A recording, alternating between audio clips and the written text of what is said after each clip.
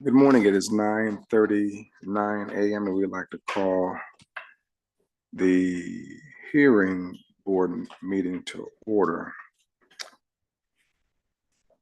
Today on the docket, we had three cases. One case has been taken off calendar. The case rescheduled is South Coast Air Quality Management District versus Baker Commodity, Inc., case number 6223-1. Status report modification order for abatement that has been rescheduled to December 18th. We have two cases before the board. The B. Braun U.S. Pharmaceutical Manufacturing LLC, case number 4280-5, modification of the final compliance and other matters pursuant to the AQMD rules, etc., is listed on the agenda. Then there's Energy Holdings LLC, case number 6248-2. And so the good attorney, Mr. Pierman, is participating remotely. Let the record reflect that location has been posted on the agenda. Mr. Pierman, is there anyone in the room with you, and is the location accessible to the public? No to the first question, yes to the second. Okay, all right. Madam Clerk, we have a series of exhibits for, I'm going to take B. Braun. Ms. Manuel, what case are you here for? We're here on Enery. Okay, very well. Just wanted to make sure Will you be taking the other matter first? Yes, we'll go ahead and we'll take that matter first very quickly. Okay, so let's bring this up. So the board will hear B. Braun, matters on consent calendar. I'd like to open up the floor for discussion and any comments associated therein.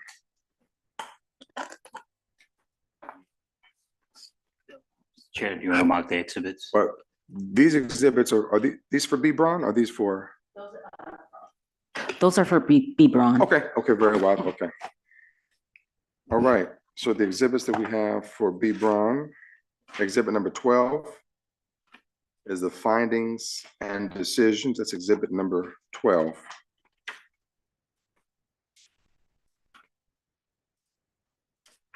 If it makes it easier, I can go through them for you. Very well. You'll Go have right to ahead. thumb Go right through ahead. all those No papers. problem. Go right ahead, Madam Chair.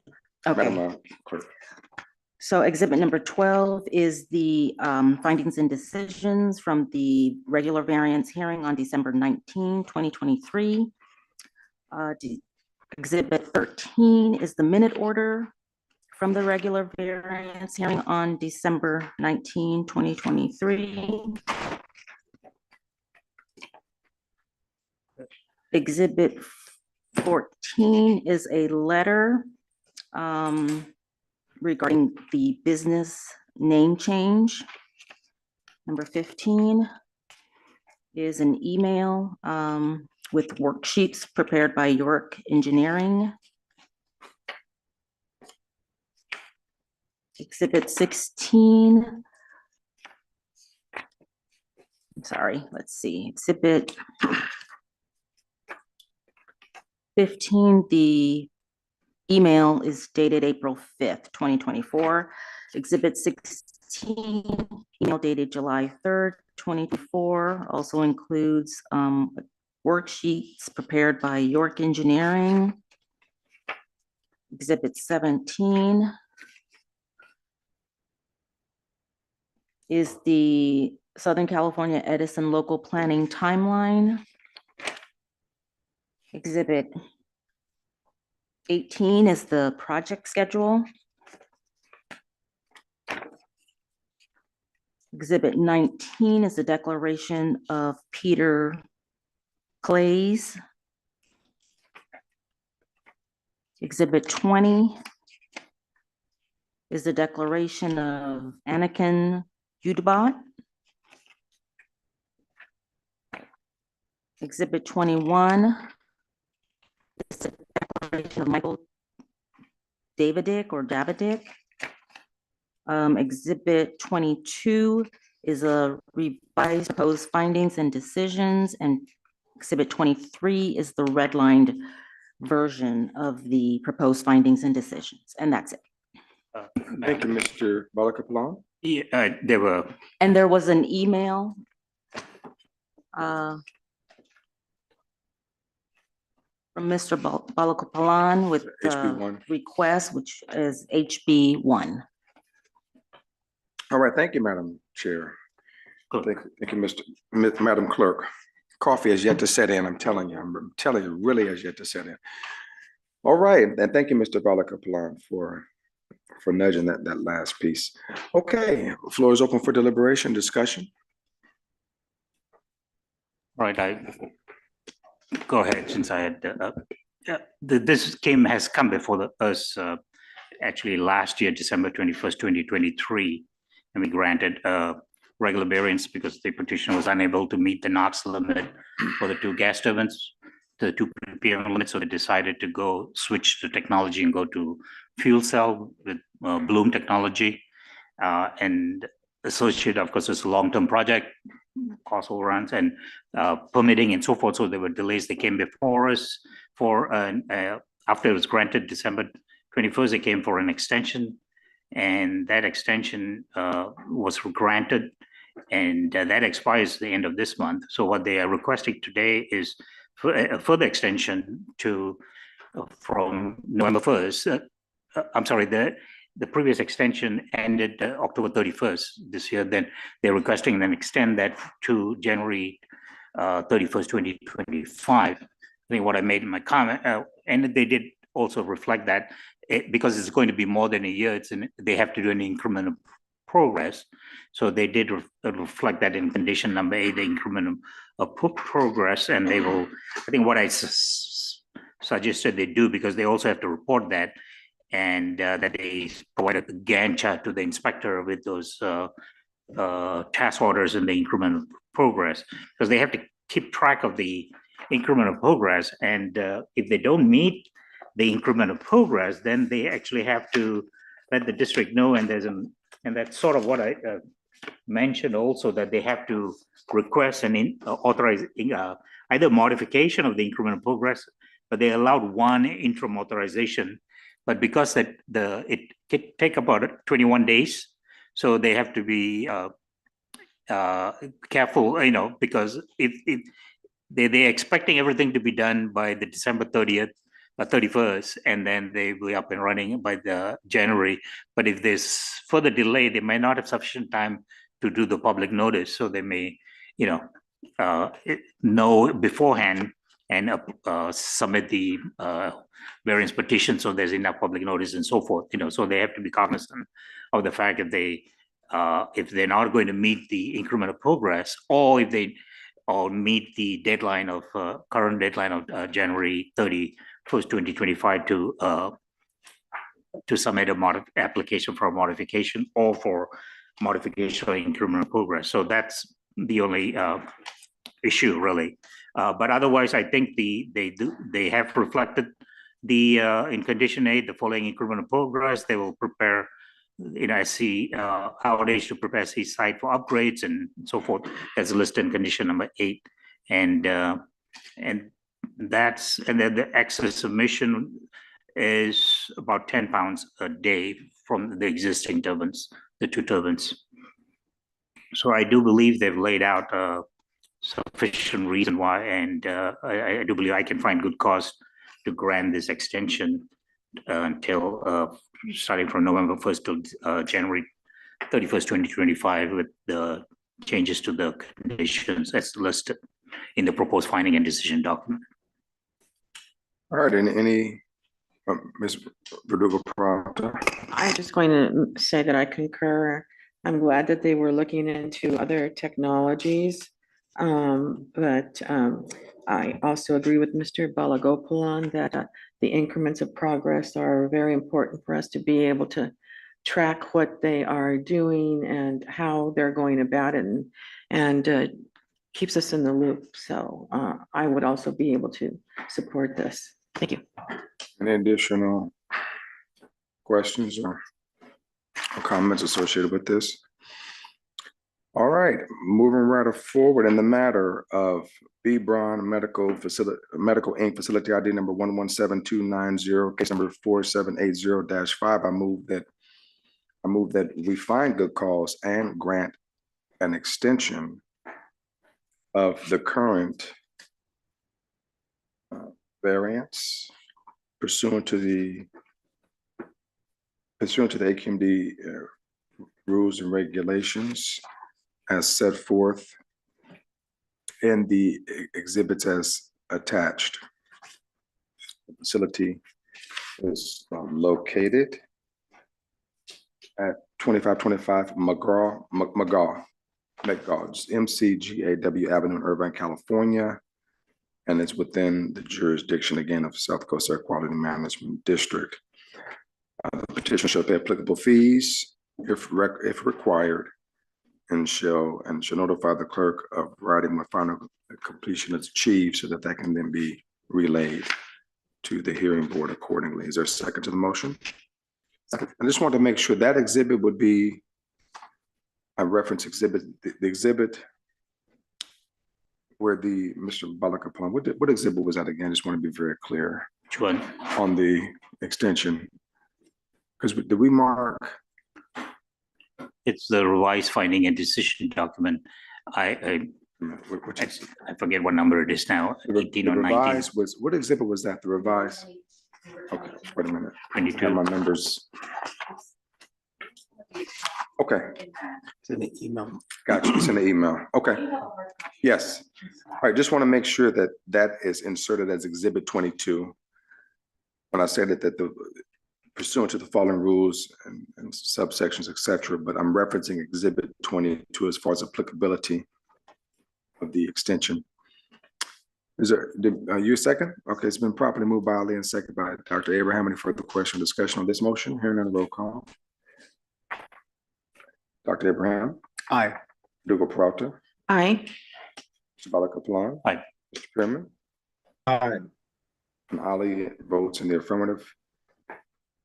This matter is unanimous, and this case is closed and shall move forward accordingly.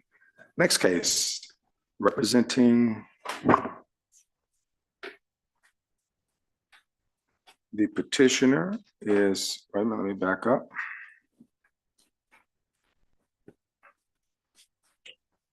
Is Enery Holdings present? Appearing remotely? Okay, okay.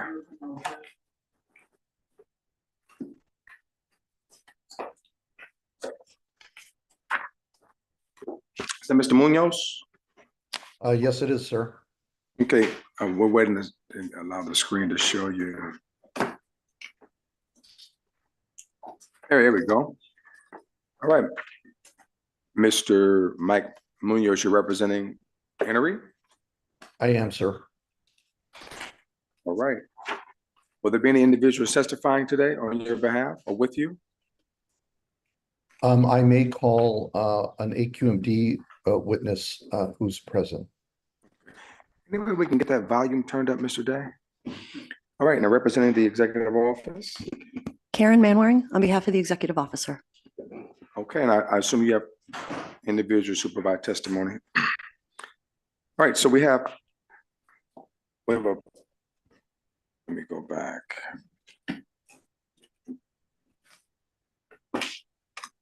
So we do have a host of exhibits for Enery.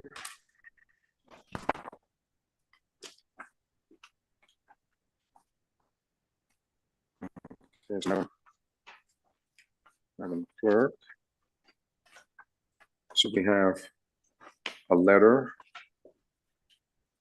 to South Coast Air Quality Management District from Enery Holdings. And this letter will be, 3. okay, this is exhibit 3. Is this all one document or there's a multiple protocol attachments? There's 7 plus a cover letter. Okay. So exhibit 3 is the letter signed by Mr. Munoz. Exhibit 4 is the Rule 2012 Protocol Attachment C. Exhibit 5 is the California Independent Systems Operator Corporation 5th Replacement FERC electric tariff, so that's a document. Exhibit 6 is another document which is slightly illegible, but I believe this is an outage report, an outage management report. Okay, then Exhibit 7 is the Rule 2020-12 Protocol, Chapter 2, says Major Sources Continuous Emissions Monitoring Systems, SIMS. And so with the other two attachments accompany Exhibit 7? Mr. Munoz? I'm sorry, sir. There's an Exhibit 7. You see where it says Rule 2012 Protocol, Chapter 2, the SIMS document? The other two, are those other two documents attachments, or should they be marked as separate exhibits? I only have 5 exhibits. The first exhibit is attachment C. The second exhibit is the single page from the CAISO tariff. Exhibit 3 is CAISO's Wait a minute, hold response on, to. sir. You can, wait a minute, hold on one second, sir, madam. Okay, we're starting the numbering from where we left off last time. He's starting over. That's why he's naming it differently. Okay, all right. So just hold on one second, Mr. Munoz. We want to get this right. So, Madam Clerk, so just so we're clear, the Energy Holdings letter. Not the letter. He was just telling us what attachments. Okay, fair enough. Put that to the side. All right. So then Exhibit 3 would be Protocol Attachment C. Okay. And then 4 would be the California Independent Systems Operator Cooperation document. The 5th replacement FER. Okay. FERC tariff. Okay. Correct. And then this outage management report would be 5. Yes, sir.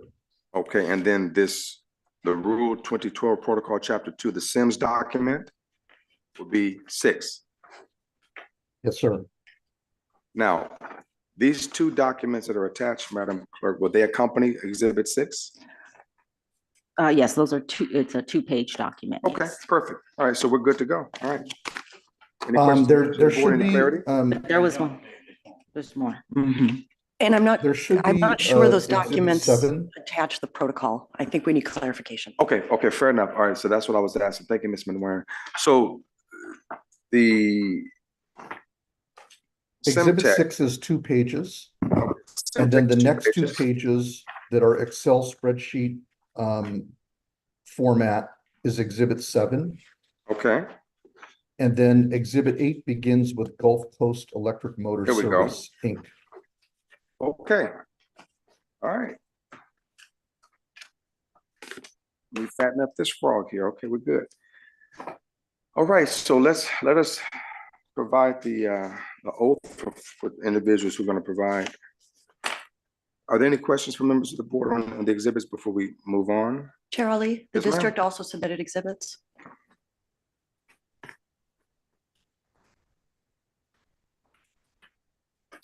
I'm sorry? The district distributed exhibits, hard copies yesterday. Did you bring any copies, Karen? We don't know, we brought 8 copies yesterday. And they went into the boxes if the individual board members weren't here. Okay. Variations and the email chain. I am looking for those exhibits, and I know that Ms. Manwaring sent them to me, but I don't see them under her Okay. title. So these would be A. I believe we did A and B on the prior hearing. Proposed conditions would be C. And then there's an email exchange between Mr. Munoz and I, which I believe would be D. Okay. All right, so we're good on exhibits. Mr. Chair, Dr. Pearman. yes, just a note, I did not attend the September 25th interim variance hearing on this, but I did review the minute order from that matter. Okay, Mr. Pearman, we note that. He has reviewed all the documents as provided. Right, so if the individuals providing testimony. If you can stand, raise your right hand. All right. Do you solemnly state under penalty of perjury that the evidence that you shall give in this matter should be the truth, the whole truth, nothing but the truth? I Let the do. record reflect that three individuals accepted the oath, including Mr. Munoz. I assume you're going to testify as well? I am, sir. I would like to ask that Ms. Manwaring be sworn in as well.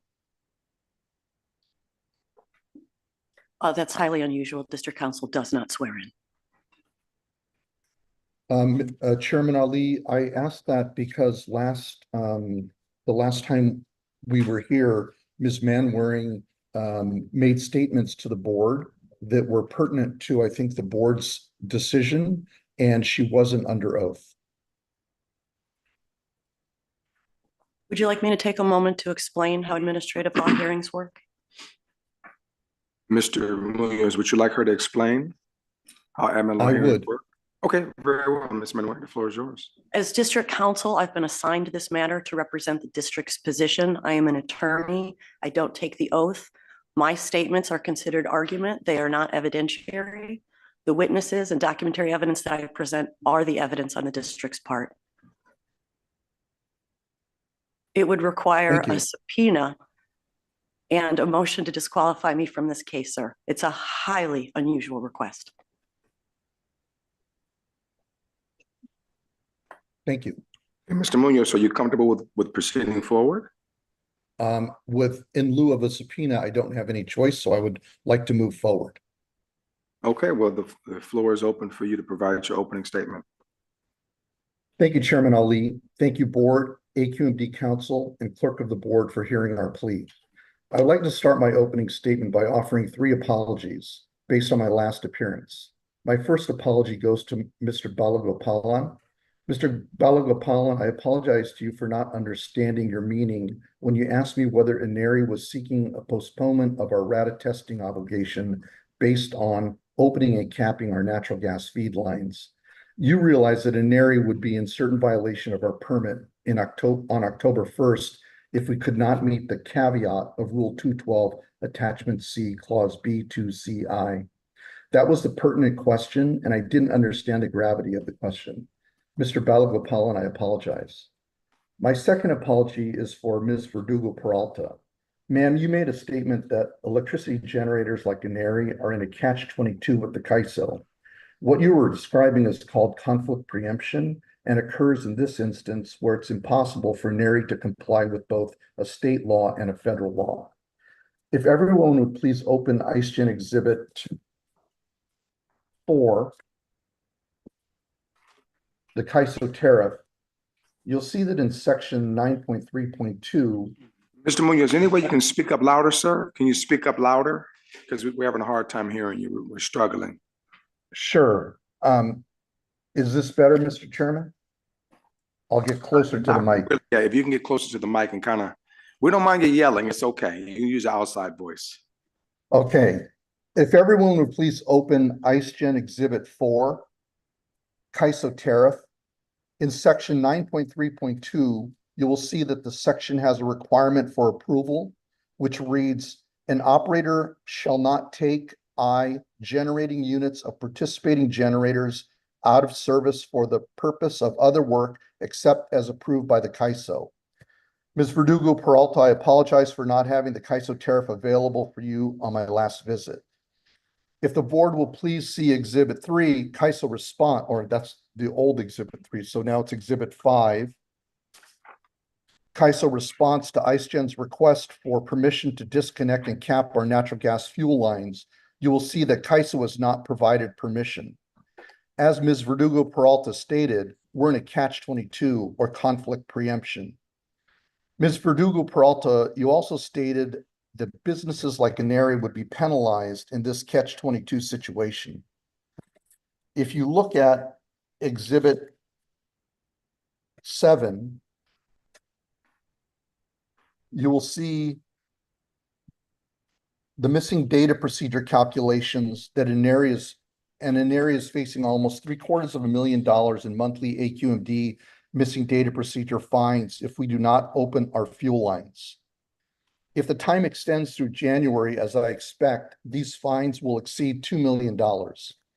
Ms. Verdugo Peralta, I apologize for not having the magnitude of the penalty available at my last hearing.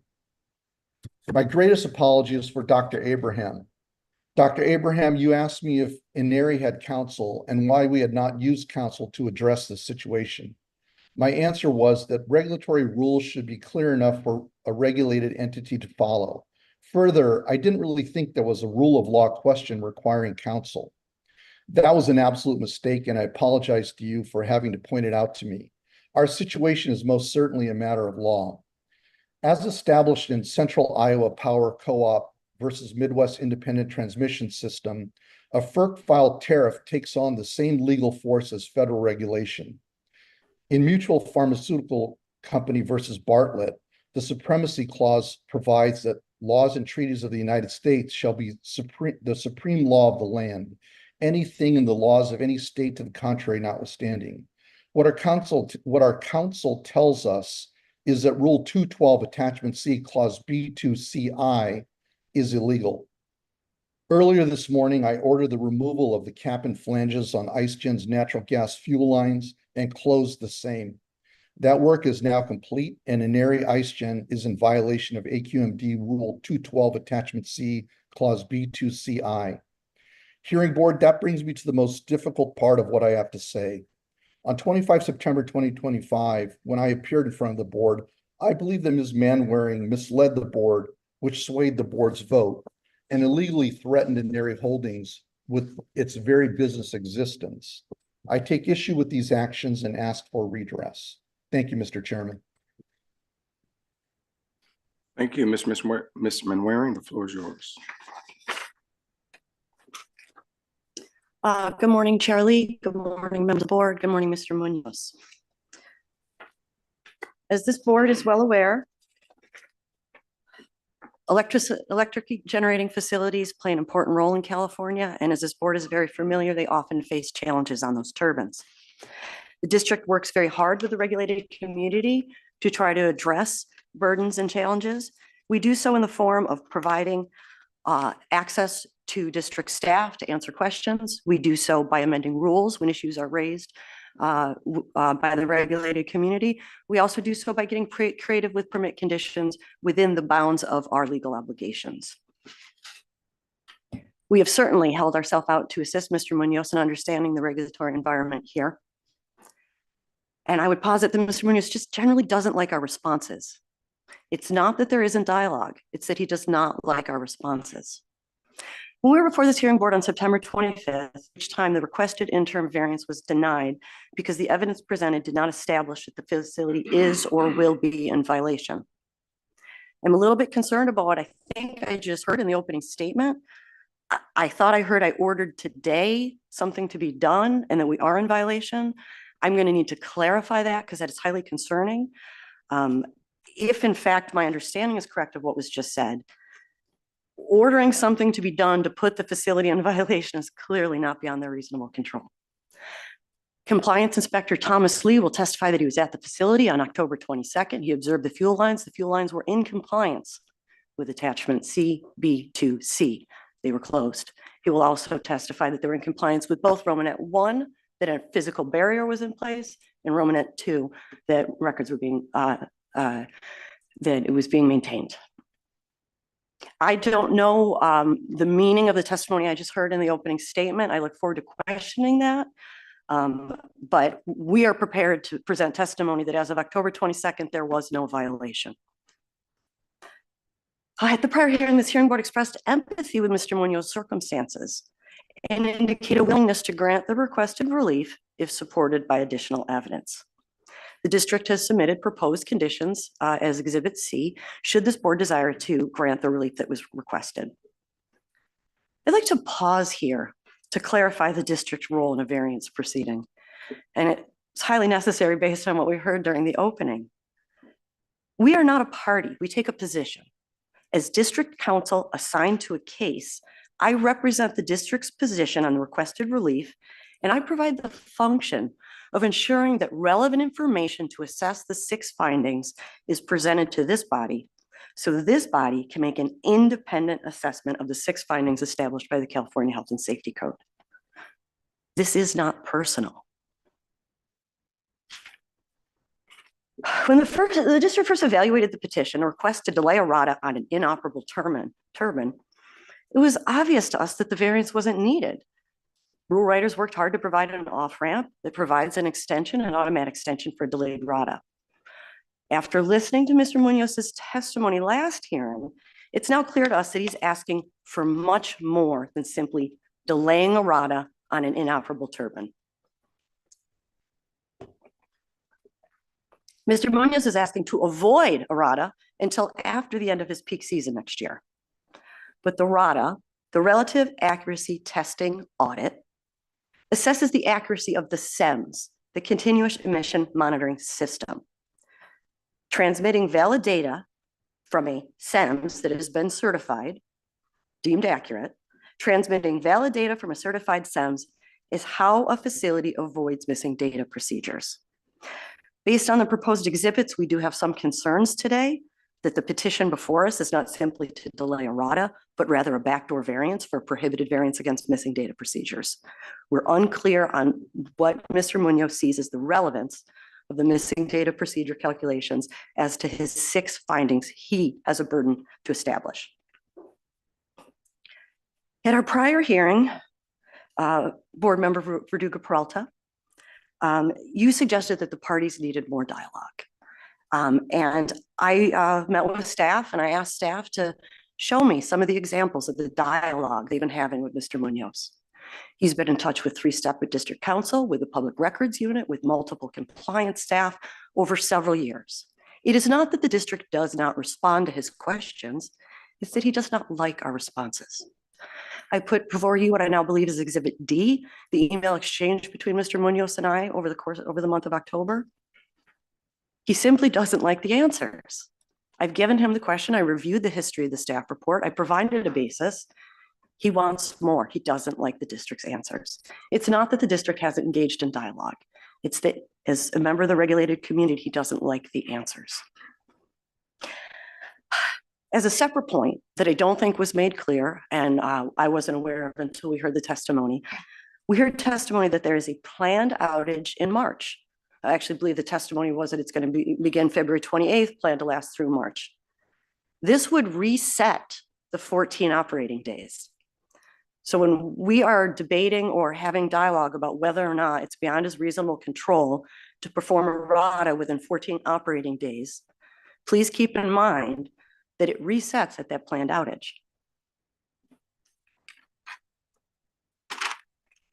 The district will have available Thomas Lee to testify about his observations on October 22nd.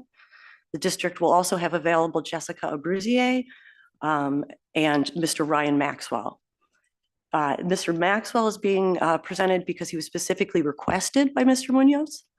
But again, I would caution this board to ensure that the evidence and testimony is limited to that which is relevant to making an assessment of the 6 findings required by the Health and Safety Code. The district, based on the inspection made by a compliance inspector on the 22nd, is of the position there is no violation. If circumstances have changed since the 22nd, that's new information to us. Our position is that there's no need for the variance based on the information we know, and that if there is, it was not beyond the facility's reasonable control. The district is opposed to the requested variance. Should the board disagree, we've presented proposed conditions for you. Thank you. Mr. Munoz, would you like to call your first witness? You're muted, my friend. Thank you, Mr. Chairman. I'm the only witness, Mr. Chairman, and I am making the statement that Light 6 IceGen restored its gas lines this morning at 0930. And so we are in violation of the specific clause of attachment C. Okay, are you comfortable with Ms. Manwaring cross-examining you? I am. Okay, very well. Ms. Manwaring, the floor is yours. I think we should start with that salient point you just made. We're having a little trouble hearing you because of the volume. Could you please just repeat, what did you order to be done? When did you order it? And why? I ordered the gas lines to be closed. The flanges removed, the gas lines closed. That was accomplished at 09:30 this morning. I did Do you that mean because closed in or our open? This is the point that's confusing me, sir. closed, if it's open, oh, we call flanged open. There's a gap between the fuel line, so we call that open. So the flanges have been removed, the gas lines have been restored. And you ordered that this morning? It was accomplished this morning after a conversation with the CAISO. And what was the nature of that conversation with the CAISO? We asked for clarification on permission to open our gas lines as required by AQMD rule attachment C. And what was CalISO's response? Submit an outage ticket and we will think about it.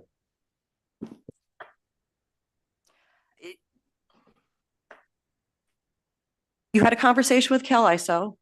They said submit a ticket and think about it. And based on that conversation, you determined to reestablish the gas lines. Based on their not providing approval to disassemble our plant, that is correct. Okay. Could you just walk us through, what did it take to order that to be done? Call it an employee, work ticket? Did you have to hire a vendor? Could you just tell us from the time you said do this and why was done? Could you walk us through that? I don't know that I can walk through all the steps. The flanges were removed. The bolts were put into the gas line. The gas line was reconnected.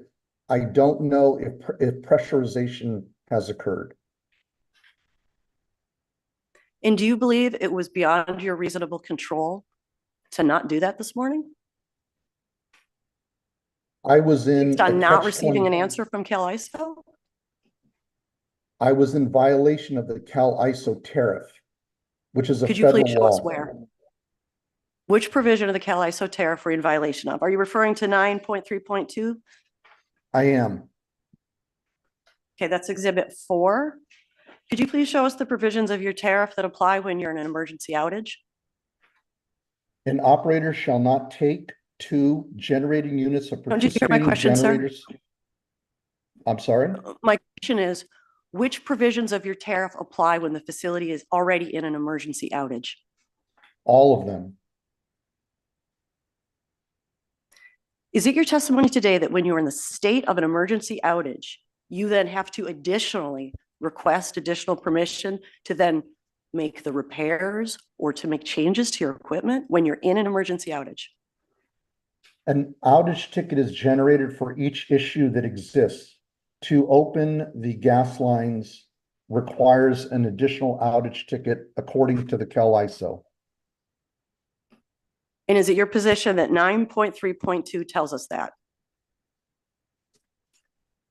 9.3.2 tells us that we have to have permission from the CalISO to take our unit out of service for anything. There's a business process manual that tells us how we have to inform the CalISO and seek permission, called the outage management system. When you complied with B2C1 sometime around September 27th, 28th, and informed me that the lines had been closed on the 30th, did you comply with your tariff? We did not. So you intentionally violated your tariff and then you intentionally violated district rules in order to get back into compliance with the tariff? Yes. Okay. Just a couple questions about Exhibit 4. Mr. Munoz, you described this as your tariff. Is this specific to your facility or does this apply to all facilities operating under a FERC tariff? It applies to all facilities operating under a FERC tariff. All right. Is this a complete copy of the document or is this an excerpt? This is an excerpt. And is it your testimony that there are no additional provisions in a FERC tariff that are specific to an emergency outage? There are many specific conditions within the FERC tariff, but none that apply to the situation that we find ourselves in. You're an emergency outage, right? We are. Okay, could you please identify which provisions of the FERC tariff will apply to emergency outages? So I will have an opportunity to investigate and review. I cannot. I would have to review the entire document. 2,000 pages of it. The district doesn't think a significant foundation has been established for Exhibit 4 and would object to it being admitted into evidence. Moving on. Mr. Munoz, I'd like to refer to your petition.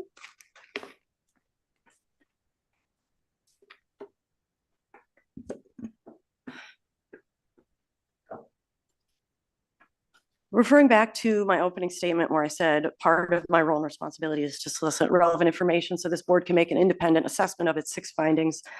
I'm going to ask several questions in different topic areas that are meant to solicit information that may be relevant to this board's role today. Mr. Munoz, I'm going to start with, I'm noticing the name Carson Cogen on several of your exhibits. To educate this board, could you please describe the relationship between Carson Cogen and Enery Holdings? Carson Cogen was the original builder of the Light 6 IceGen plant. It was purchased by Enery Holdings in 2017, and the CAISO continues to use, not the CAISO, the CPUC and other California entities continue to use the Carson Cogen as the project name, and then supplement it with Light 6 IceGen. All right. Were you working at the facility when it was still Carson Cogen? I was. Okay. How many years have you been employed at that location, whether Carson Cogen or Enery? Since 2013, I believe.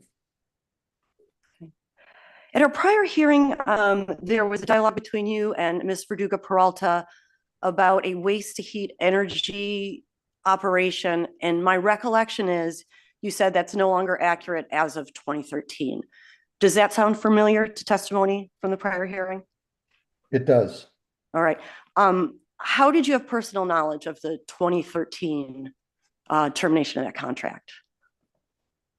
Because I believe I was on the board of directors of Carson Cogen when that happened. Thank you, sir. Is there any reference in the petition to that aspect of the facility? I looked, I didn't see it. I don't recall. Okay, thank you.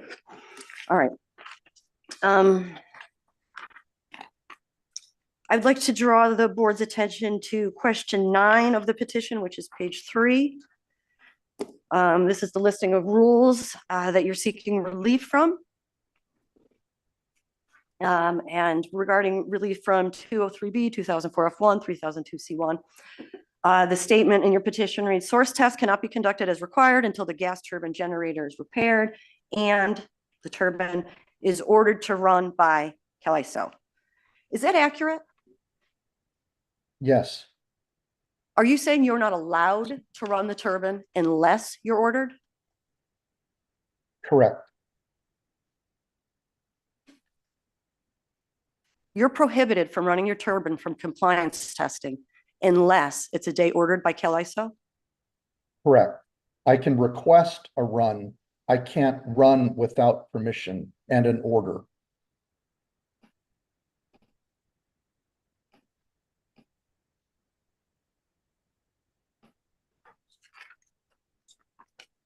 All right, moving on to question 14.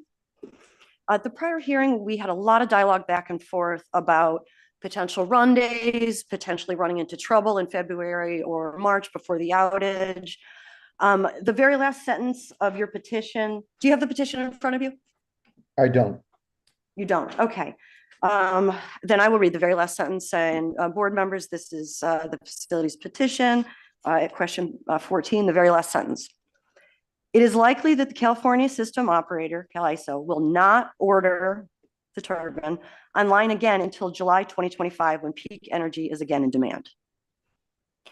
That is more than 9 months from now. Is that consistent with your testimony that you had concerns that you would exceed the 14 run days, potentially in January, February, April? It is not. It's not consistent. Okay, thank you.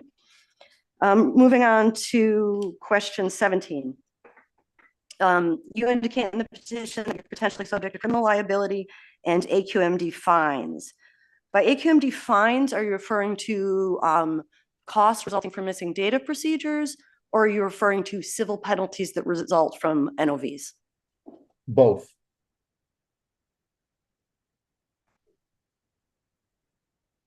And with regard to criminal liability, what are you referring to there, sir? Violation of the FERC tariff. All right. Did you bring any documentation to support that there's criminal liability?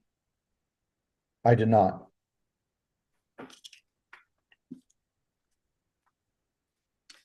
All right. Now I'm referring to question 17, and it's a statement that you had in the petition.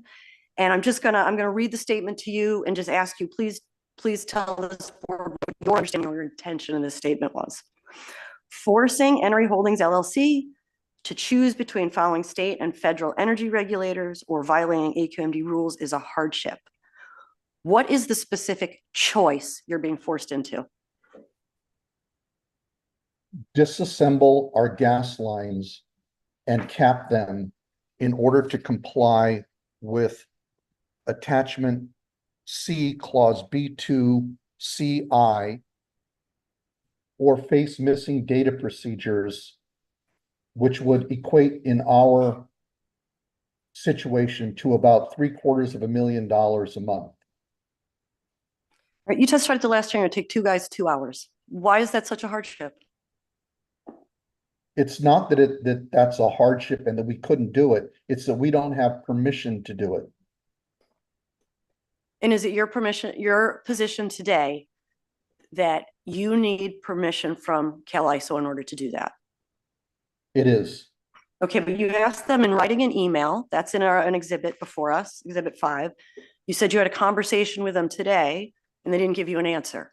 So why are you so certain of this answer with no documentation to support it and no response by CalISO? I don't understand. What answer are you referring to? You have just testified that you are prohibited from doing something. You also testified that you've asked twice and haven't gotten an answer yet. So I'm trying to understand, why are you so certain that you were prohibited from complying with B2C Romanet 1, which you did at the end of September,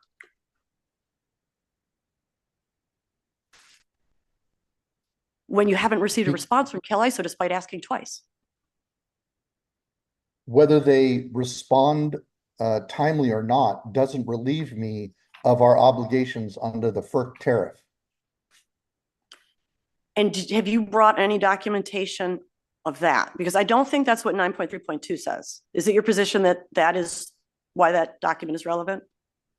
It is. Okay. I don't think there's enough foundation for number 4 to be in evidence. It's an incomplete document. And I would certainly like to review the tariff to see what provisions apply when a facility is already in an emergency outage. All right, referring to exhibit 5, this is the, I believe, email exchange, Quentin Jagger. Can we assume that that's someone with CalISO? No, it's our scheduling coordinator who works under California Independent Systems Operator. Okay, so sometime around September 29th, your employee reached out to CalISO with the email, and I'm going to read directly from Exhibit 5. During Carson Cogeneration's emergency outage, resource the turbine, the site was notified by the South Coast Air Quality Management District that they will be required to disassemble their natural gas fuel delivery system. Does CAISO have any objection to this? That's it. This was you asking CalISO if you had to have permission to do this, correct? This was our scheduling coordinator asking CalISO if we could have permission to disconnect our gas lines. Okay, and you went ahead and disconnected, correct? We did. And then you went ahead and reconnected this morning, correct? We did. Okay. Now the sentence says the site was notified by South Coast AQMD. Do you have a copy of that notification? It's in your testimony. It's the last thing that you said to the board on the 25th of September. Okay, so your testimony today is that my closing statement in our prior hearing was notification to the site. You made it perfectly clear to me, to the board, and then to me personally as I walked out. To the board, you said, I also want to make sure that it is understood that if Mr. Munoz chooses not to avail himself of the extension, missing data procedures apply as of the date of the violation. And then you personally told me that as we walked out of the room. All right, I don't dispute that. That's consistent with my recollection of the testimony as well. But again, how is district council explaining to you implications of district rules a notification to do something? You're asking for a definition that I can't give you. I took I'm it asking to whether or not mean it was a what you choice said. or a legal It's requirement. not a choice. It's not a choice. The CalISO tariff is very clear. We don't have permission to disassemble our plant and take it offline for any other reason outside of our emergent work that we've already notified the ISO of. I don't have a choice to follow FERC. It's as Ms. Verdugo Peralta said, we're in a catch-22. Mr. Munoz, are you aware that Rule 2012 was amended in November of 2023? I am not. Have you ever participated in a rulemaking process? I have not. With regard to Exhibit 5, the district has no objection if the party wants to move that into evidence.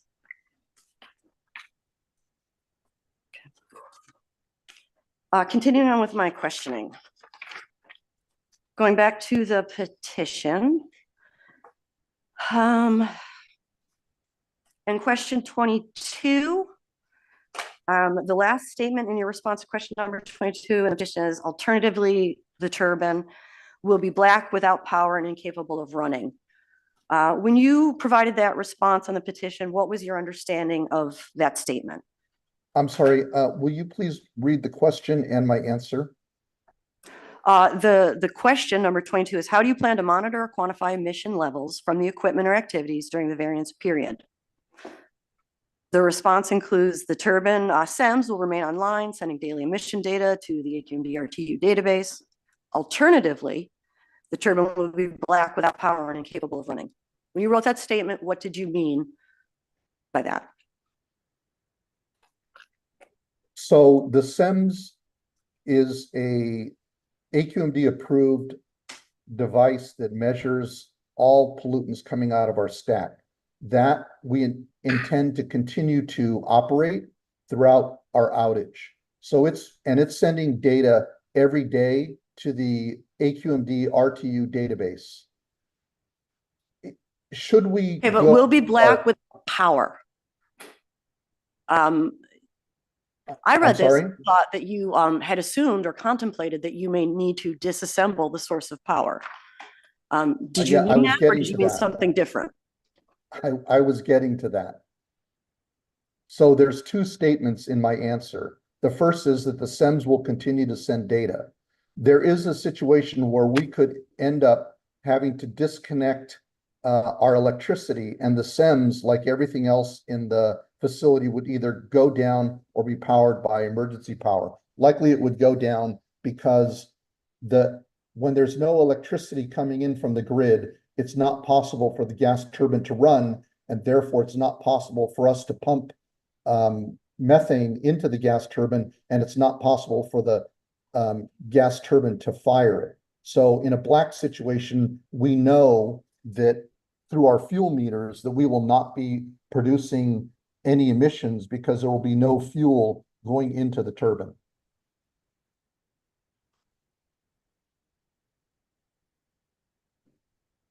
Does without power in the sentence refer to electricity or fuel? Electricity.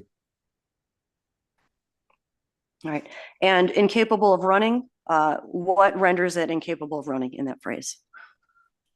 To start a gas turbine, we require about 600 amps of electricity in an onrush. Without the Southern California grid intertie, we don't have that energy to start the gas turbine. All right. Now looking at the signature block, you executed this petition under penalty of perjury on September 5th, and I noticed you indicated your title was compliance. Why did you choose to indicate the title of compliance there? Because that's my role. To role. Do you hold any other roles with Enery Holdings?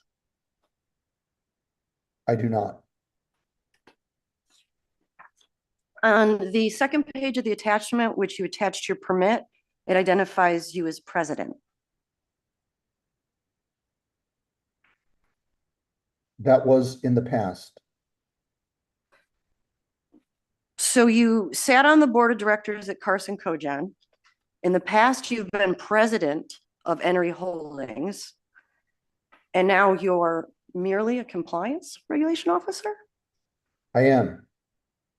Is there a reason that you have taken such a reduction in title?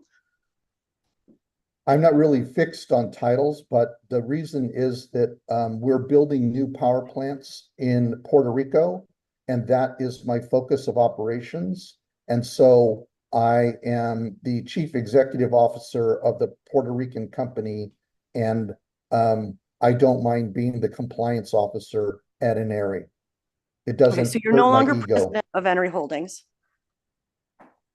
Correct. Your testimony, you're no longer president of Enery Holdings, Yes, but you were when the permit issued in January of 2023? I was. No, when the permit was issued in 2017, I was the president.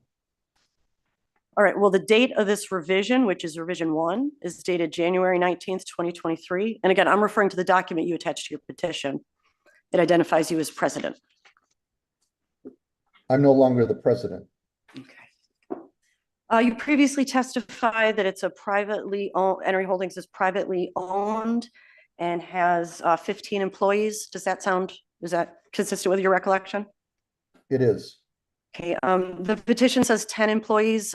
I'm not looking for precision there, but can you explain to us why 10 employees when the petition was filed and 15 when you testified last week? We hired 3 people and we have some non-FTEs that change. So I gave you the number that I thought was relevant at the time. Bless you. All right, and are you one of those employees? I am not. How do you describe your role vis-a-vis the company then if you're not employed? I'm a consultant who maintains a position at Enery Holdings. All right, but you are authorized to bind the company to conditions if an order issued today. Do you have the authority to bind the company? I do. Right. Do you personally have any ownership stake in the facility we're talking about today? Mr. Chairman, I object to this question. It's not relevant to the discussion. He's right. On And him. yeah, you're right. Sustain. Okay.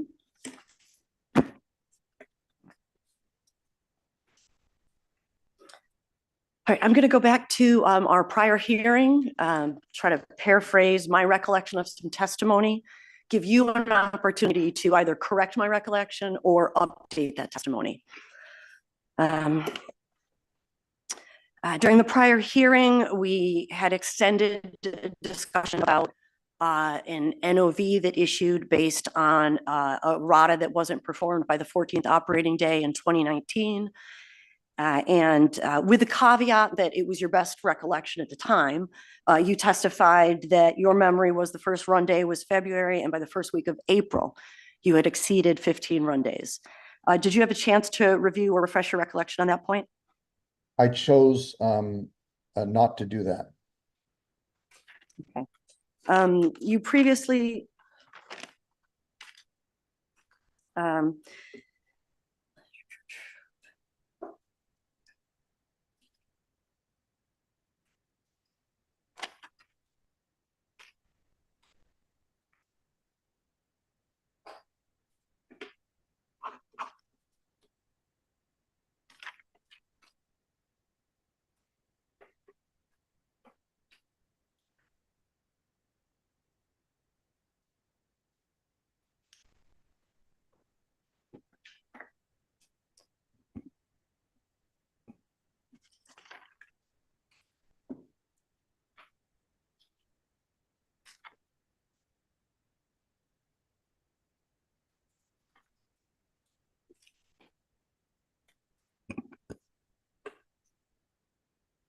Gotta apologize for the delay. My handwriting's pretty messy. All right, Mr. Munoz, let's just focus on the 6 findings for now.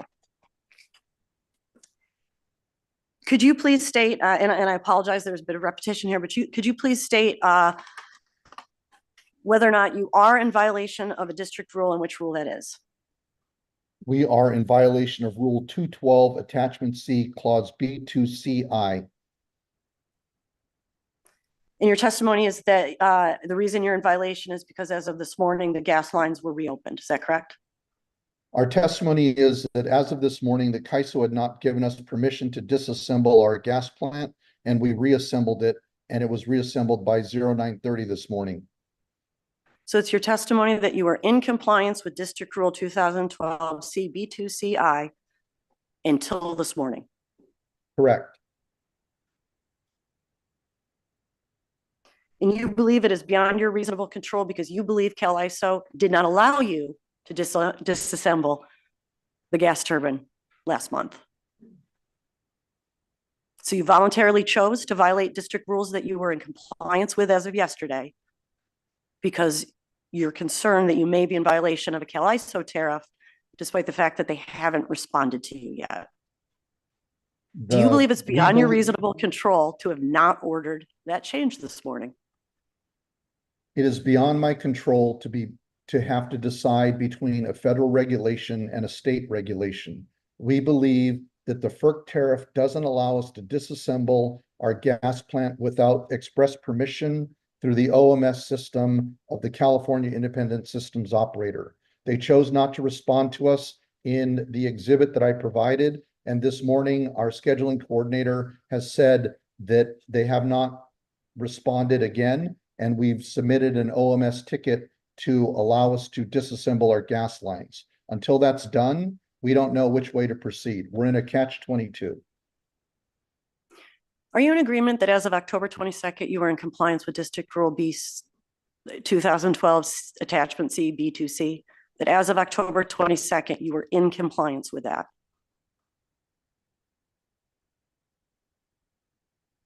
No, I would agree that we were in compliance with Rule 212 Attachment C, Clause B2CI until 0930 this morning. Because you ordered a change of circumstances, correct? Because we did not get an approval to disassemble the gas plant from the You didn't have CAISO. approval in and we September. You went reassembled. ahead anyway. The change of circumstances you ordered, is that correct? If you're asking me for my reasoning, what scared the bejesus out of me was your insistence that Inari would be subject to missing data procedures for not complying with the AQMD Rule 212 Attachment C, Clause B2CI. Those numbers total $750,000 a year and is something that would bankrupt our company. So you made a prior decision to this morning getting, to change circumstances, correct? correct. Okay. With regard to missing data procedures, that applies. Would you agree with the following statement? Missing data procedures apply if a facility fails to transmit accurate data from a SEMS. I don't know. Excuse me? That's a legal definition, and I don't know. Aren't you the regulatory compliance officer in charge with implementing this rule? I am. Have you been before this board in an attempt to obtain a variance for missing data procedures? I was on September 25th, 2024. That was our hearing. You were attempting to obtain a variance for missing data procedures on September 25th, 2024? I was before this board on September 25th, 2024.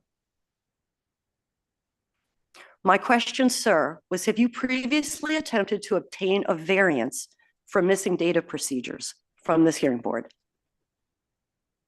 I submitted an application for a variance 6248-1 that had a component of that included missing data procedures. Right. And isn't that what you're seeking today? Relief and protection from potential missing data procedures? No, I'm seeking a variance to eliminate the ability or eliminate our risk of violating our permit by firing our gas turbine without having conducted the RATA that we had scheduled on September 18th, 2024. Is that RATA required on a unit that's disassembled? Yes, What makes you think the answer to that question is yes? because it's as Mr. Balagopalan stated, when he was educating me on our last visit, there is a caveat. The caveat is that we either open our gas lines and make our plant inoperable to comply with the rule, which is a violation of our FERC tariff. And so so if I choose not to do that, if I choose not to violate the FERC tariff, then our RATA was due on September 30th, and beginning on the 1st of October, I would be out of compliance.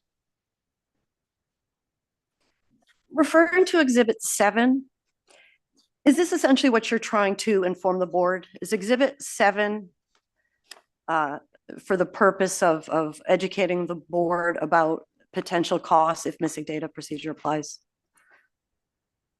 On September 25th, Ms. Verdugo Peralta asked us about how we would be penalized if we were caught in a catch-22 situation. And I didn't have the answer of what missing data procedures would mean for our business until I heeded your warning as we ended the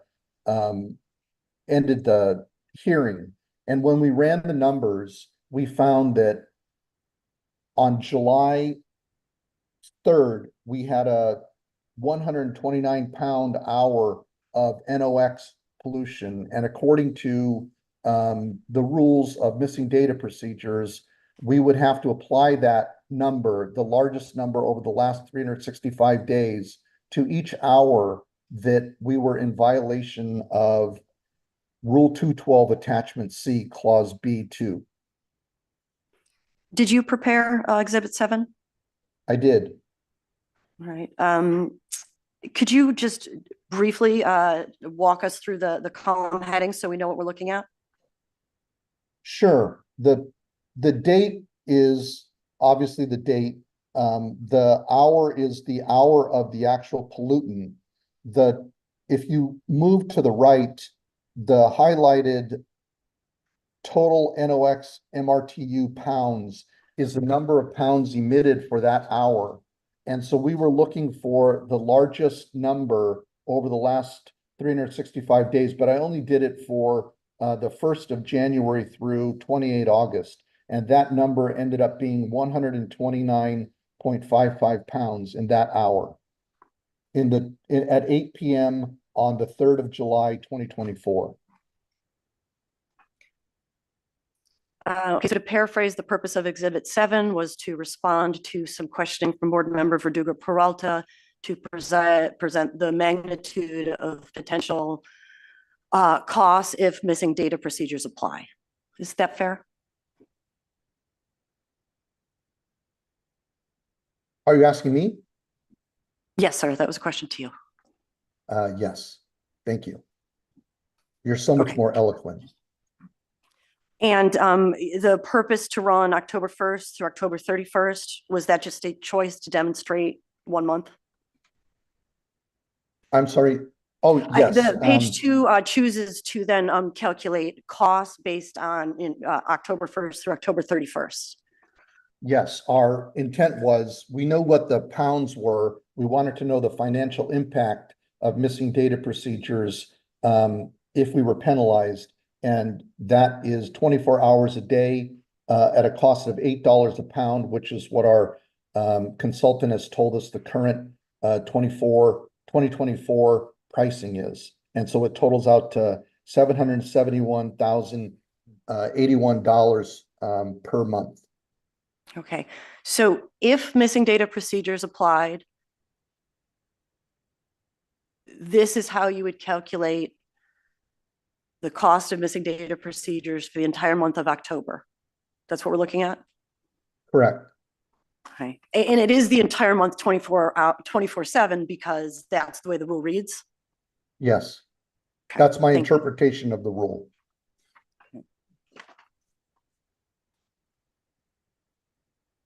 Is it your position that missing data procedures apply as we sit here right now today? Yes, Why? because Rule 212 Attachment C, Clause B2CI requires that we disconnect our gas lines. We've now reconnected our gas lines as of 0930 this morning. So I'm sure AQMD will see that as a violation of that component of the rule and seek to enforce missing data procedures, as you told me you would at the end of the last hearing. I want to dispute your paraphrasing of my testimony. I did not say I would seek to impose anything. Your prior statement was a bit more accurate. I described how the law works. With regard to Exhibit 7, I think sufficient foundation has been laid. I don't think it's relevant to any of the 6 variance findings, but we'd have no objection to that being admitted into evidence. The district would request a brief recess. It could be as short as 5 minutes unless anyone else would request any longer. Time to break. Thank you. All right, Mr. Day, we're off the record. We'll come back at 11:05.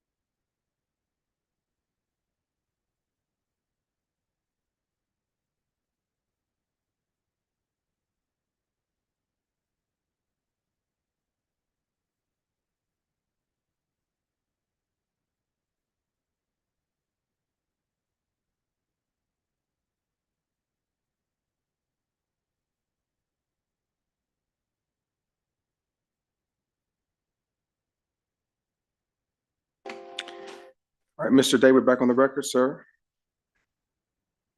Okay, members of the public, we're back on the record at 11:11 a.m. We took a brief recess, and I do believe, Ms. Manwaring, you had the floor, or are you gonna?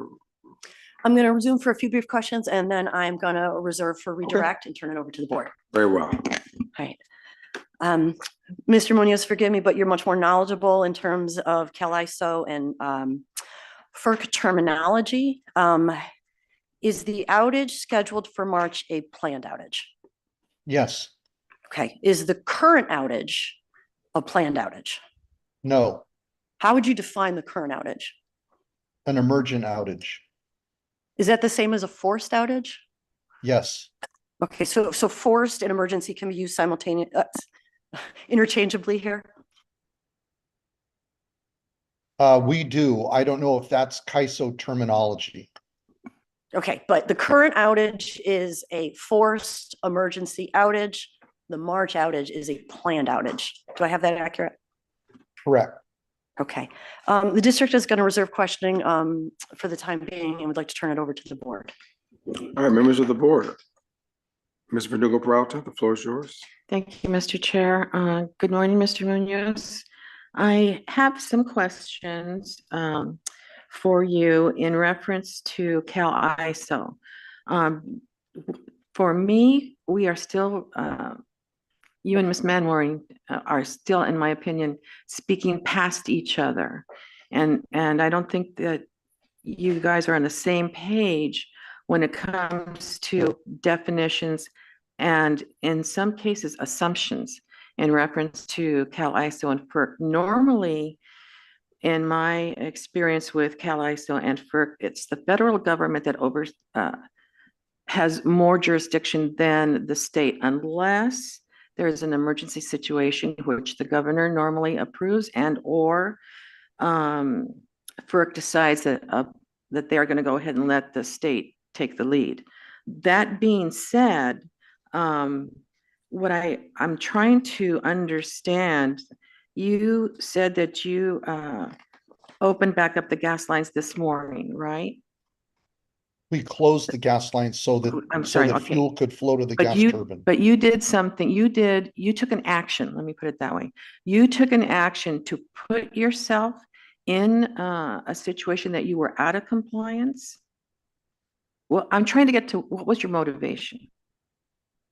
Yesterday and today, we contacted the CAISO through our scheduling coordinator, Tenaska Energy Services, and the CAISO did not tell us that they did not have jurisdiction. They told us that we needed to submit an outage management system ticket. I'm sorry, am I yelling? I'm trying to No, project my fine. volume, but I don't want to project an attitude. Keep yelling, go right ahead. So we contacted CAISO. We thought maybe they would tell us they don't have jurisdiction, that we misread the tariff, but they didn't tell us that. They said that we did in fact have to file an outage management system ticket for permission to open our gas lines. So then we said, uh-oh, we are in violation for sure of the FERC tariff, and we reconnected our gas lines. Did you contact anybody at FERC to verify that that was the right procedure? We did not. So how do you know then that that was the right procedure according to FERC? Because FERC doesn't usually involve itself in a tariff. Once the tariff's filed, the two parties, we have something called a participator generator agreement, which says that we have to follow the filed tariff, the CAISO filed tariff, and that's what we use as the basis of our actions.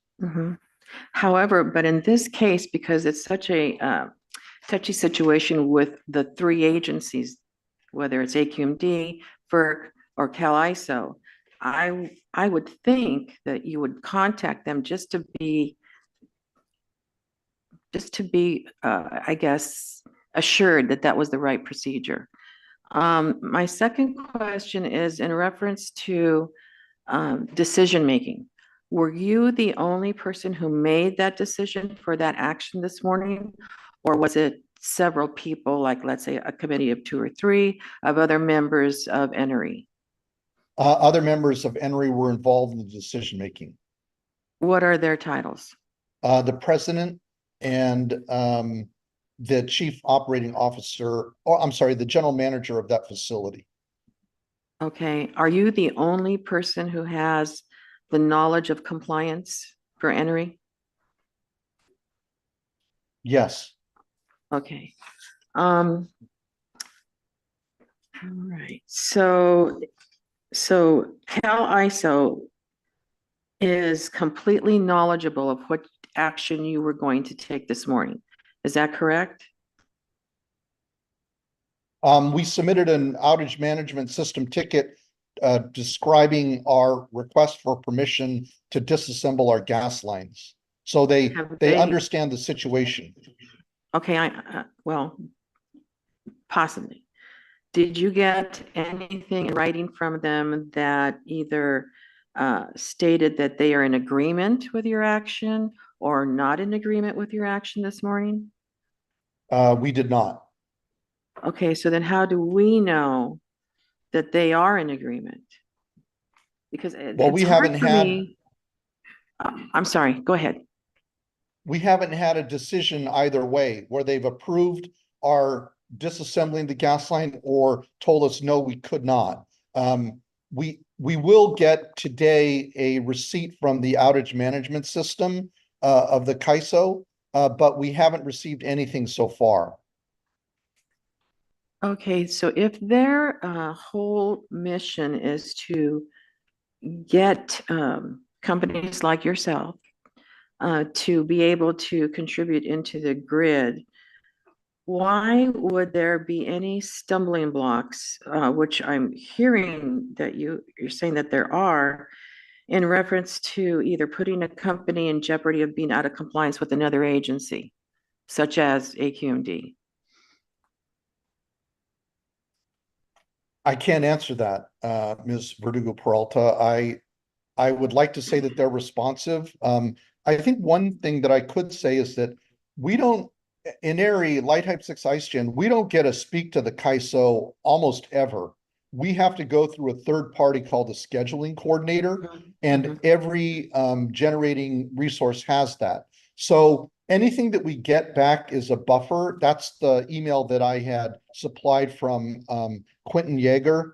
He's our scheduling coordinator. And CAISO doesn't respond to us directly. And I don't know why they don't. I wouldn't say that they're a responsive organization. They are continually busy looking at the real-time needs of the energy grid in California and now the Western energy market. I don't know. Okay, I'm going to go ahead and leave my questions there. I may have other questions afterwards. Any addition, Mr. Balakapalan? Morning, Mr. Muniz. I just want to recap a little bit of the last hearing. I just wanted when did you take the turbine out of service? We went into an emergency outage on the 28th of August, 2024. And you mentioned at the last hearing, you were going to send it to Florida for them to look at it and get it. Has that been shipped, and did you get a report back on the condition of the turbine? We did send the gas turbine generator rotor to the depot in Pensacola, Florida. As Chairman Ali pointed out, there was a hurricane and then there was another hurricane, but they did generate a report, which I have supplied the first page of, which is Exhibit 8. And they tell us what is wrong with our turbine, which is a relead of the exciter stator and a relead of the rewinding exclusion.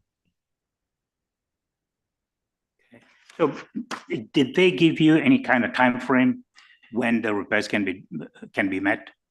They have not done that yet. They're seeking parts. Okay. What do you anticipate based on your experience? Again, I think it's going to be 2 to 4 months. Best case scenario is we'll assemble the first week of January, as I communicated last time I was here. Worst case scenario is going to be May. So, so you say best case is January, worst case is May? Yes, sir. So any outage is in March, planned outage? Yes, sir. Okay. Now, assuming you get that rotor back and you reassemble it, and would you then test it, run it to make sure everything is right? We will. We'll commission it. We'll ask permission from the CAISO to fire probably 2 times, and hopefully everything will be right. And then we will schedule immediately a RADA test. Okay, then you will schedule a radar test at that point. Yes, sir. At the last hearing, you mentioned there was difficulty scheduling a radar test and at that short notice kind of situation. So you're not saying it's not an issue. You can actually schedule a radar test, assuming you get it back in January and you run it. No, we'll try to schedule a test, but there's no guarantee that we will. As I communicated on our last time, it's been our historical experience that there's only 6 vendors who can provide this testing for us. And those 6 vendors can't commit to a date in the January, February timeframe until we have an explicit date. And so they said they would try, and we will try to schedule it, but there's no guarantee that that will happen. And historically, that has not been able to happen. All right. Let's go with the other scenario. You don't get it back in January. Let's say you get February or later, or would you schedule it or you wait for the, let me rephrase the question, the planned outage, what is that you plan to do? What is the reason for that? The gas turbine will come out of the package, and preventive maintenance services, the General Electric has stipulated for our gas turbine model, LM6000 PC, will be installed at the depot in Houston, and will also retrofit that gas turbine so that it can burn a mixture of methane and hydrogen. Okay. And bring up a couple of questions here, but are you seeking permission from the district because there's a modification to your system to use alternate fuel? No, not yet. We don't, that would just be one component of it, and it would make the gas turbine capable, but we wouldn't start burning methane until we had gone through approvals with FERC, NERC, AQMD, CPUC, and a number of regulating authorities. Okay. And to your best of your knowledge, how long will that take for them to fix that with the planned outage? Right now we have a 30-day outage scheduled. Historically, because of after the pandemic, things took longer. Our last outage, when we took the gas turbine out of the package, took 60 days and not 30 days, which is why we're concerned about getting the gas turbine back at the end of March. Okay. Let me then come back to the current situation. Before that, so only the rotor has been disassembled. You've opened it up and just removed the rotor. Is that what it is? Now, as far as safety-wise, is there a log-out, tag-out so that you don't Yes, somebody yes, doesn't sir. accidentally? Yes, sir. We're very safety conscious. OSHA visits our facility on a regular basis. We have a consultation relationship with them. The LAFD also monitors our facility. So we are completely in compliance with lockout, tagout, and all of the other safety requirements for our facility. Does that include fuel line? LAFD does regulate our fuel lines. So when it's not in operation, do they require that to be shut? The fuel line? No, They don't? they do not. Okay. All right. Let me then come back to the situation you have. You came before, as I believe, because you had a scheduled test in that couldn't occur because of the outage, correct? The emergent outage that occurred in September, is that correct? That's correct, September 18th. 18, but the test was due at the end of September? Yes, our previous test ran out its effectiveness on the 30th of September. Okay, so I think you stated previously, and I asked that question, you're in violation of a permit condition that require you to do the testing by a certain period, right? Am I Yes. correct? And can you cite that condition number or which? Yes. Let me back up a little bit. The test was for the VOC, PM, and what was it? A couple NOx. other pollutants, right? Yes, NOx. NOx, okay. So that's CO, SOx, ROG, and PM, that's your, and then you had also, you're not in violation of ammonia testing, correct? Ammonia slip testing is done at the same time as errata, so I don't know the answer to that. I know that it was scheduled on September 18th, and I believe they run concurrent. So that test that was scheduled was a errata test? Errata and ammonia slip. And ammonia slip, and also, does that include the testing for CO, SOx, VOC also at the same time? Yes, sir. Yes, Okay. sir. So you are in violation of a condition that requires you to test by a certain date because of 6 months, you got it annually or every 6 months you have to do the testing, correct? Correct. Okay. Let me then, you made a decision, and maybe there's some back and forth here, but you continue to operate the SEMS, correct? You have not shut down We the do. SEMS. We have not shut down the SEMS. And you're continuing to transmit data, zero emission, whatever the terminology is, to the district, correct? Yes, sir. Every day the RTU submits all of our data to the Okay. AQMD system. Okay. Did you by any chance listen to the hearing yesterday from a couple of power sources that came before on a similar type of situation? Unfortunately, I did not know about it, and I did not. No, that's okay. Just was curious. Let me see, maybe there's some confusion and maybe I'm reading it wrong. The the requirement for you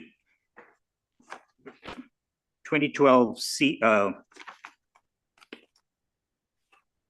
C2D and E. I'm sorry, take that back. 2012 C2A. The facility shall maintain and operate a direct monitoring device for each major source to continually measure the concentration of NOx. So you're still maintaining the SEMS, but you're not measuring NOx because the system is offline, correct? No, we are measuring everything that goes out of the stack. It's just not the SEMS just isn't been verified, I guess is the way that Ms. Manwaring, I don't want to put words into her mouth, but the SEMS continues to measure everything that goes out of our stack. It's zero now because we're not running the plant, right, and the plant is incapable of running. Sure, there's no emissions. I mean, there's no NOx, so it's zero. Okay, so the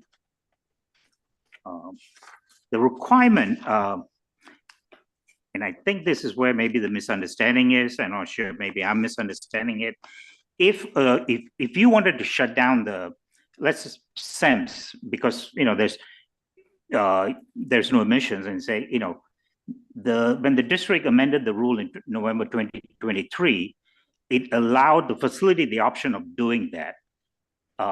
But you're not familiar with that rule and that option in that rule that was amended in 2023?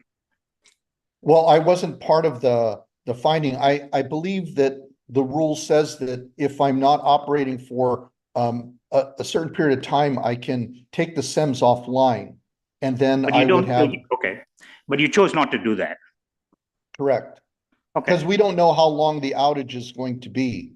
Sure, and I think you made an argument about calibration and so forth the last time. which we didn't hear of, I think, before. Okay, so let me back up again.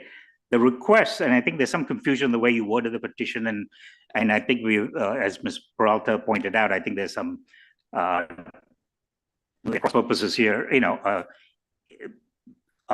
You need relief because you think in violation of the permit condition to do the radar testing if and when the unit is back in operation and you can schedule it, in a nutshell. We are in violation of Rule 212 now, and we will be in violation of Rule 212 until we conduct a RADA test. Okay. All right. Have you looked at the proposed variance condition exhibit? I think it's C.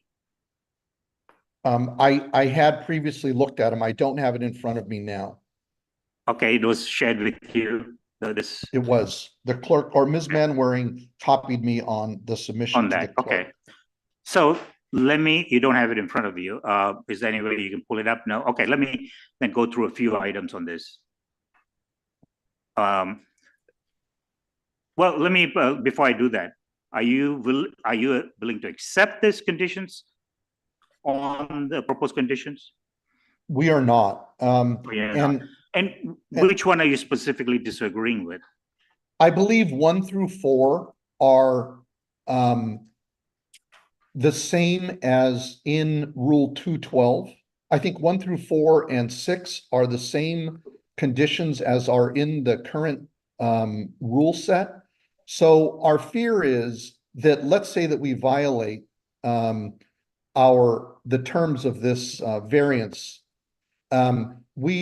We've had experience with AQMD where they would create a notice of violation, not only for the rule, which states exactly the same as 1 through 4 and 6, but then they would also give us a notice of violation line for violating the permit or the variance conditions. So 2 violations for the same act, and we object to that. And we don't think that there's any reason for a regurgitation of what's already in the rule that we're already subject to. Okay, now let me ask you this. If I were to propose a condition, I didn't get the opportunity the last time to do that, but if I were to propose alternate conditions and it's very similar to what was proposed yesterday for the 2 cases, and I think they're, somewhat similar. Outage, they could not do their testing, same conditions really, the ammonia and the VOC and the NOx and so forth.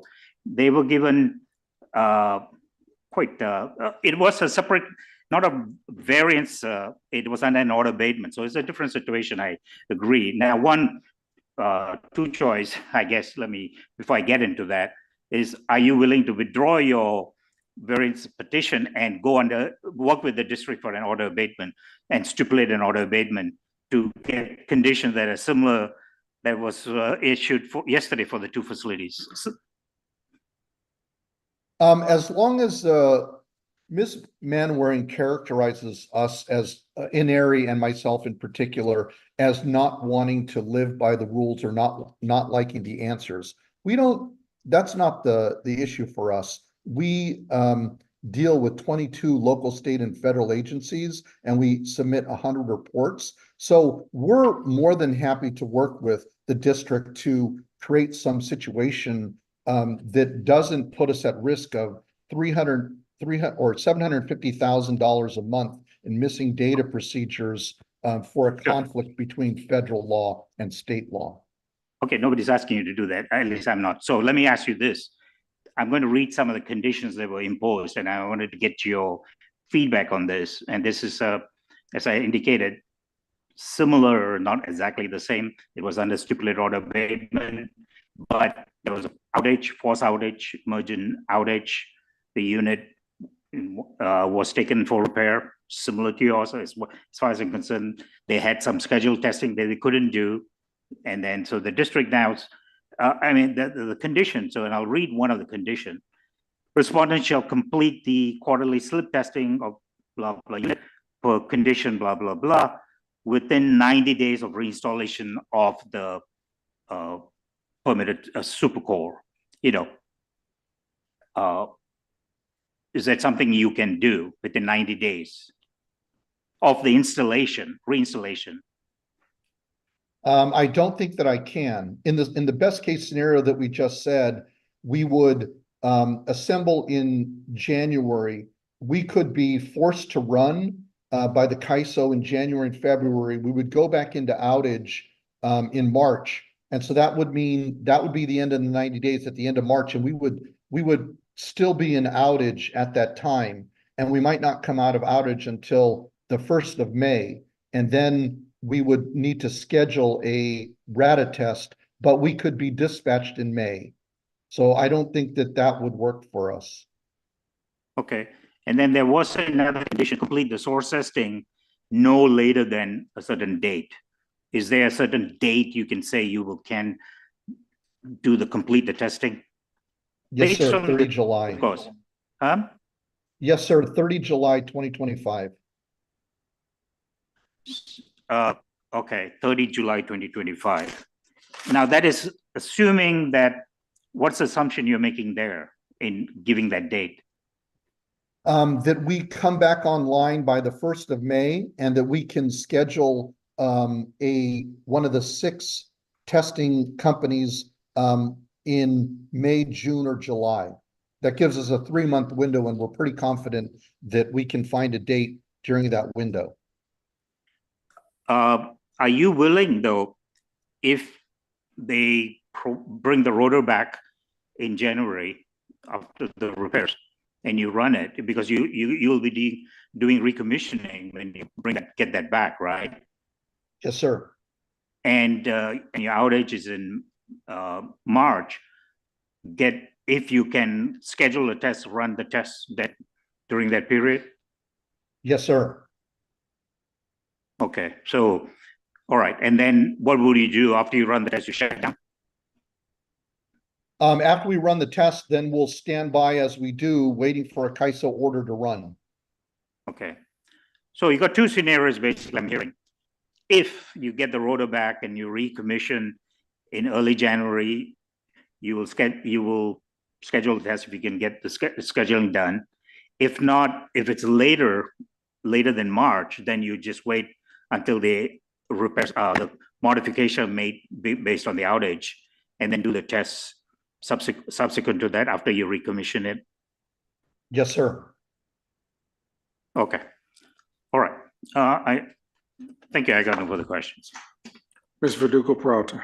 Thank you. I want to go back to an administrative question, I guess, in reference to exhibit number 4, which Ms. Manwaring you're rejecting putting this into evidence. Is that correct, Ms. Manwaring? I'm opposing, yes. Okay, so Mr. Munoz, you created this document, is that correct? I copied the single page that we thought was relevant from the 2,000-page FERC or CAISO tariff that was filed and approved by the FERC.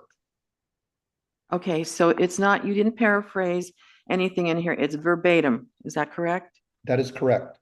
Okay, and the only thing I really see missing when you're doing something like that, pulling out an excerpt, is either to state that up front and or well, also put quotation marks on there. But I'm going to defer to Mr. Pearman. Why can we not go ahead and accept that this as an exhibit? We are.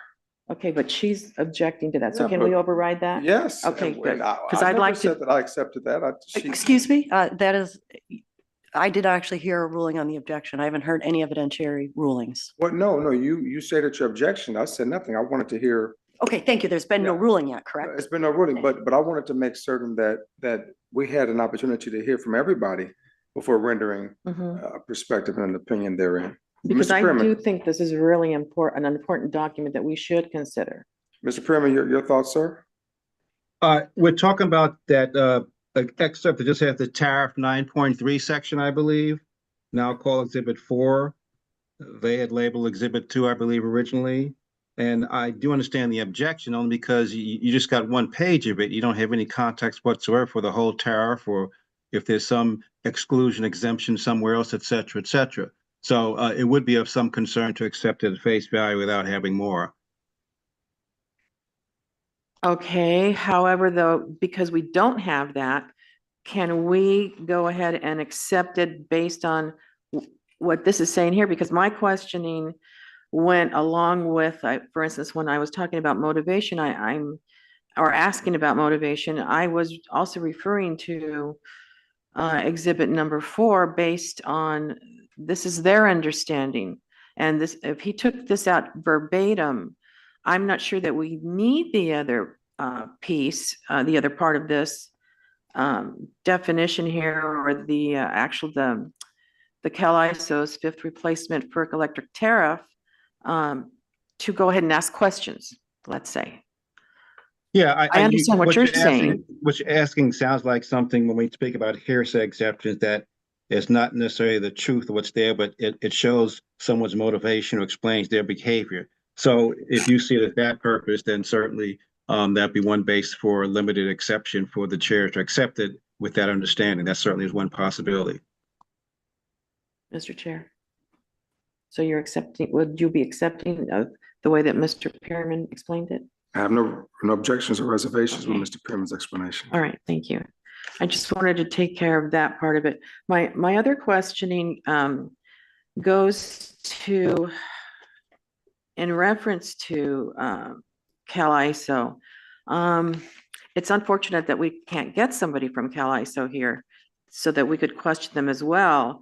It's not that I don't believe what you're saying, Mr. Munoz, it's that agency has so much power, as you know, to dictate what companies are going to be deployed to bring them into the grid and to utilize the electricity that they are producing. But, I understand on privately owned companies, it does become a business decision versus when you're going to go into a planned outage, how that's going to affect you. And in this case, when the testing is going to occur. And I wanted to know if you have the possibility of to contact one of those 6 companies to give them a heads up of, you are thinking of, in your scenario, the fact that you may be asking for testing, let's say giving them a range of a week's worth of dates. Is that possible? It is, and we've already done that. We've contacted have, all okay. 6. Yes. Okay, and they were positive, they said that they would go ahead and do that?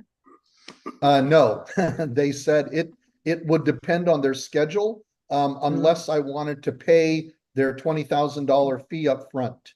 And then I would lose that if we couldn't conduct the test as scheduled. Right, I understand that. Okay, thank you. Just want to be real clear here. We have a hearing board rule that details evidence.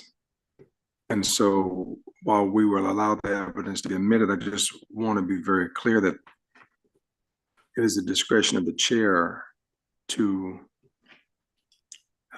admit or exclude, it states it here, evidence. And it goes on and it lays out probative value, substantial overweight, et cetera, et cetera, et cetera. So I don't really want to believe that we're being very disrespectful in this, but it was submitted, and we're going to accept it, and we're going to move forward with the case. All right, so at this time, are there any additional witnesses, or do we want to move to closing arguments?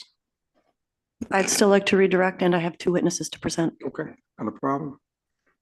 So on the redirect? All right, thank you. Mr. Munoz, where are you currently testifying from, please? Humacao, Puerto Rico.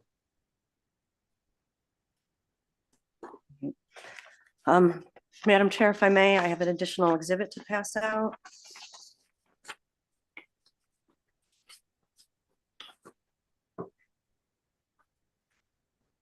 Here's your 5 board number copies.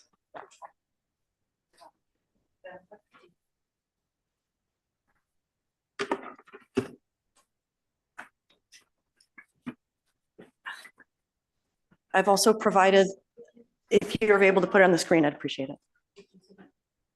Yes, to you and to the clerk of the board. All right, I'm going to give Madam Clerk a moment to find this email and put it up on the screen, please. Or find my email with this attachment.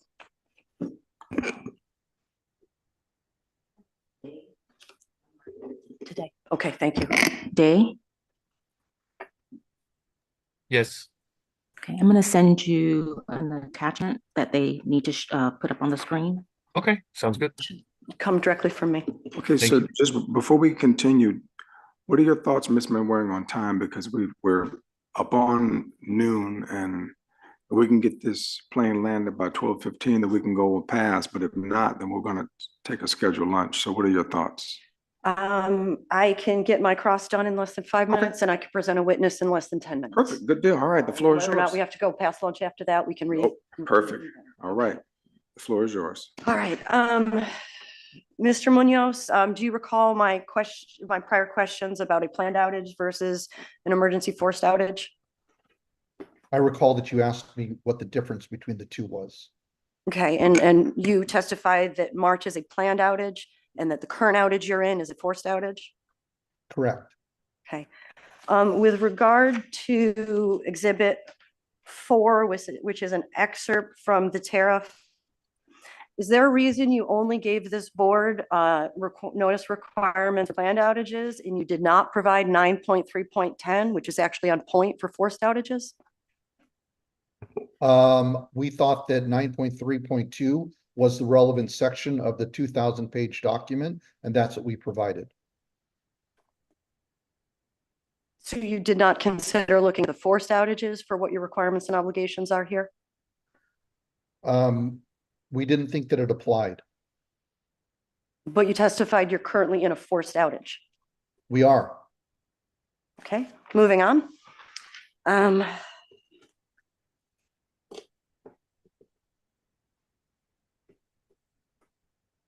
The district is done questioning Mr. Munoz for this time, and we're prepared to call a witness. Okay, Mr. Munoz, now just so we're clear, my friend, she's gonna call her witness and you'll have an opportunity to cross-examine that witness at the appropriate time, okay? Thank you, Chairman Ali. No problem, sir.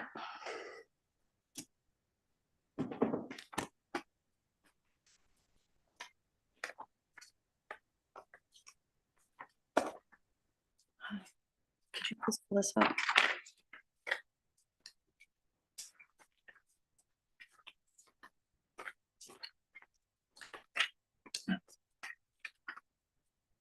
Mr. Chair, I'll need an additional exhibit mark. Not a problem. Mr. Munoz, we're gonna mark an additional exhibit. I believe you're in receipt of it. You will email the documents of Mr. Munoz and Mr. Chairman. Okay, Mr. Munoz, the documents will be emailed to you. This exhibit is provided by the district will.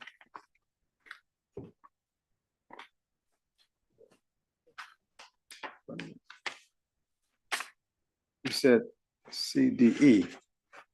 E, correct? E, right? Okay. Just want to make sure I have this right. Okay, Mr. Munoz, we're in receipt of an exhibit. It's Exhibit E.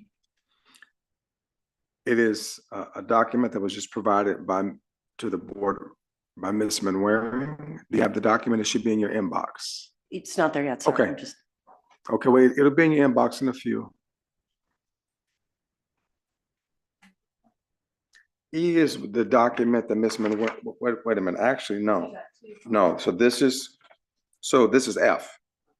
F. The other one's E.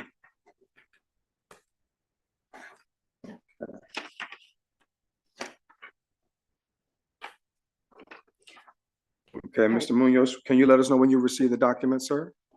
I just simultaneously emailed it to Mr. Munoz, the clerk, and Day. And Day, when you have it available, put it up on the screen for us, please. Okay, so Mr. Munoz, I just want to make sure that he cannot say he's not been in receipt. The document will appear on the screen, sir.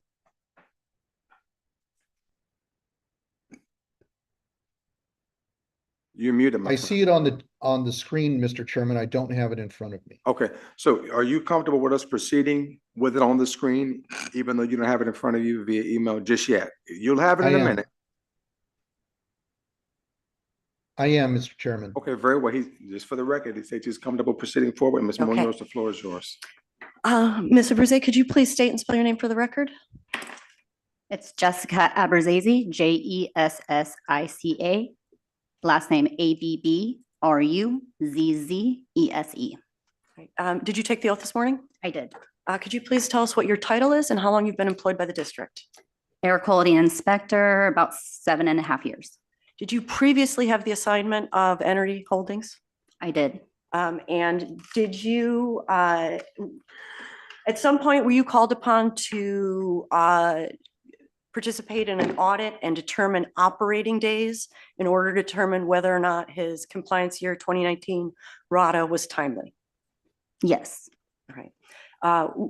Were you present for the September 25th hearing? I was. Did you hear Mr. Munoz testify that he exceeded his 14 operating days to the best of his recollection between February 1st and the first week of April? I remember he said in April. I don't remember if it was the first week, but yes, I remember him saying April. All right. Were you here this morning when I gave Mr. Munoz an opportunity to clarify that testimony and he said he chose not to? Yes. All right. Could you please tell this board how many months elapsed between firing day 1 and firing day 15, putting him in violation for the 2019 compliance year? Give us the first day, the last day, and the duration. The first firing was February 6, 2019. The last firing, or the 15th day, was July 10th, 2019. And was the RADA conducted on July 11th? It was. And he was in violation as of the 10th for operating more than 14 days without conducting the RADA? Correct. February to July, roughly 5 months? Yes. All right. Thank you. No further questions. Mr. Munoz, do you want to question the witness? I have no questions, Mr. Chairman. Very well, members of the board. Thank you. You're done. I'm sorry, no, I just want a quick question, Mr. Bullock. No problem, Ms. Manuel. No, it's okay, Mr. Bullock. I have no question. I didn't see the relevance. This is a past violation. I'm assuming they settled it. So anyway, I have no questions. All right. Thank you. Thank you. You just missed. Not a witness.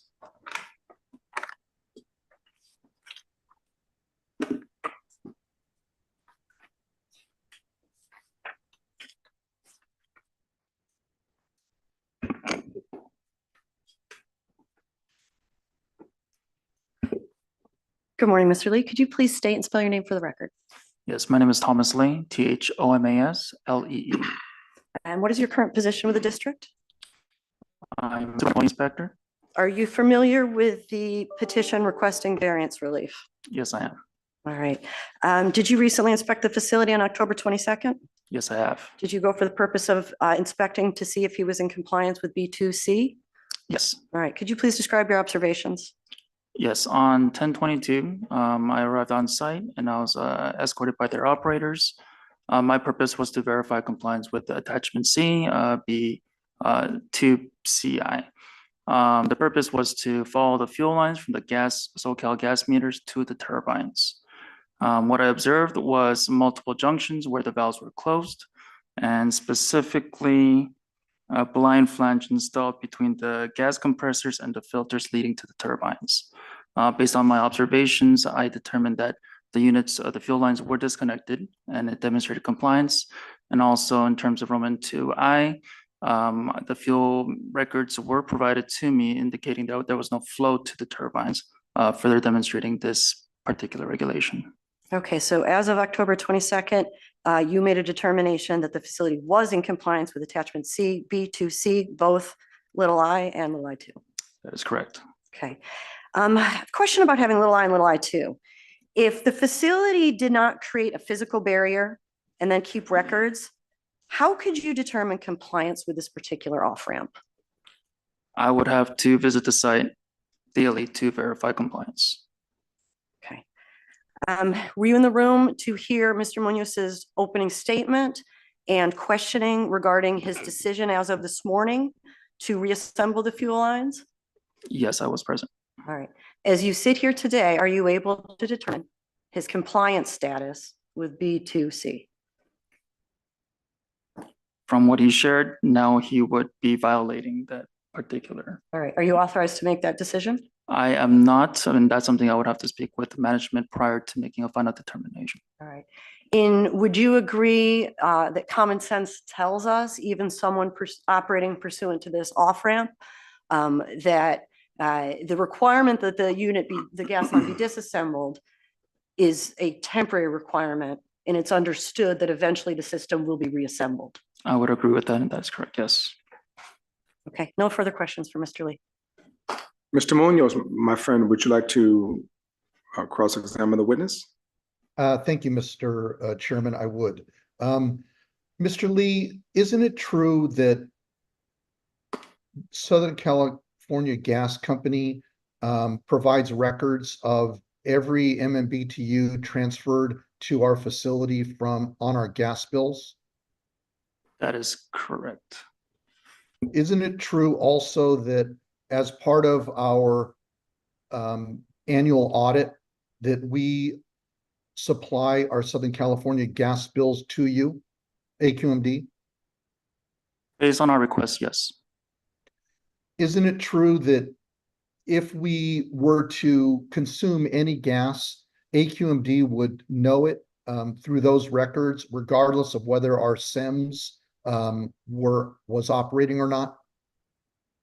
We would be able to verify that there were no fuel, yes. Thank you. That's all I have, Mr. Chairman. Thank you, Ms. Gopal. Thank you, Mr. Chair. It's kind of both parties here. If I can ask Mr. Munoz a question, what is the reason that you wanted that information from Mr. Lee? Mr. Munoz, what are you trying to find out? Ms. Manwaring indicated that the only way that AQMD could verify whether IceGen was not consuming gas was through the SEMS, but there's a third-party verification through Southern California Gas Company, regardless of status of the plant being with electricity or without electricity. Okay, thank you. I get that now. Mr. Lee, how many times have you been on the property for NRE? 2 times. Twice, okay. And when was the first time? This was, per my recollection, I want to say April of this year. Of this year, okay. And you went back again, how long ago was that? I'm This- sorry. On 10/22, this Okay, past Tuesday. 10/22. So in your opinion, of what you have observed, what is, and maybe this is a hypothetical and it may not be accepted, but what do you see that is occurring here, and why do you think that Mr. Munoz is doing what he's doing? Like, for instance, the action that he took today. Ms. Berger-Pralls, Is that that is too not an appropriate hypothetical? question for that. Okay. He cannot speculate as to Mr. I Munoz. understand that, but you know, he's our only eyes and ears that are out there, and I need to know what he has seen and what conclusion he's come to. Is that a better way of asking that question? Well, what he testified to was his conclusions as of compliance as of this 10/22.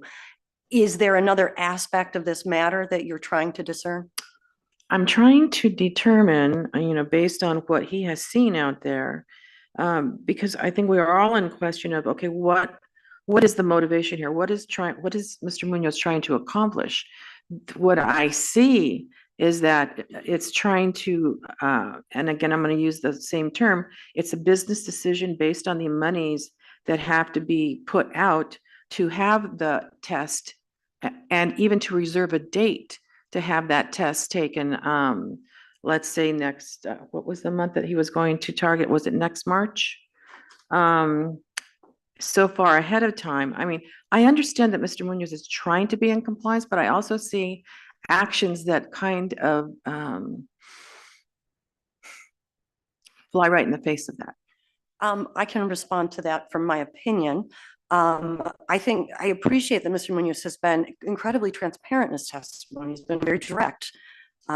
He has told us that he wants to delay the RADA until after the next peak season. That's the basis for asking for the tests on July 30th, 2025.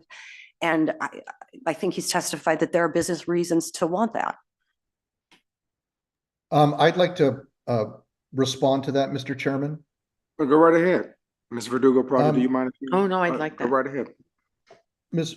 Verdugo Peralta, two things. The first one, I want to address what Ms. Manwaring just said. We are not trying to delay our test to the next end of our peak season. Our peak season ends in September, not in July. We want to have our test done before we go into July. And so Mr. Balagopalan asked me whether we would accept conditions of conducting the test as soon as we came up, trying to conduct the test as soon as we came up. And then if we couldn't, then sometime in May, June, or July. So I think Ms. Manweather mischaracterized my situation of what I'm asking for. The second thing is, we're not trying to fly in the face of AQMD. We are, as you pointed out last time, caught in a catch-22. And had CAISO told us this morning and yesterday and even in September, you know, this isn't a CAISO issue, then we wouldn't have reconnected our gas lines. But they didn't tell us that. They told us, yep, you need to submit an outage management system ticket for this, and then we'll decide. So I'm sorry that you think that we're trying to deviate from the rules. We feel like we're caught between the tariff and CAISO and AQMD. Thank you. Mr. Lee, have you inspected any other company that is in a similar situation? By similar, do you mean variance request? Do you mean turbine operator that's a down turbine? Could you be a little more specific? In reference to what Mr. Munoz is trying to do by the action that he took today, in reference to companies that are possibly being caught in the same situation between the tariffs and compliance with AQMD. With regards to the action that he testified he took today, we're quite dumbfounded by that. So I'm quite certain Mr. Lee has never seen that before. Can you let Mr. Lee answer that? I have not seen a case that's similar to this. Okay, thank you. Any additional questions from members of the board? Mr. Balagopalan. Good afternoon, Mr. Lee. Are you the facility inspector for this facility? Are you the sector inspector? Do you do the routine inspection for this facility? No, currently we have another inspector that's the I guess primary inspector, but we've been having switching. We've had, I guess, a turnover with inspectors, and so me being the most knowledgeable about this facility, I went out there on 10/22 for that reason. You're not in the reclaim audit group, are you, or you're the in the other section of the? Our inspector does conduct the reclaim audit for this first facility. So your primary is reclaim audit? Yes. Okay, so let me ask you this. Are you familiar with the permit conditions of this facility that required them to do the rider testing in September? Yes, I am. So did they conduct the testing in September? They have not. Are they in violation of a permit condition by not conducting the tests?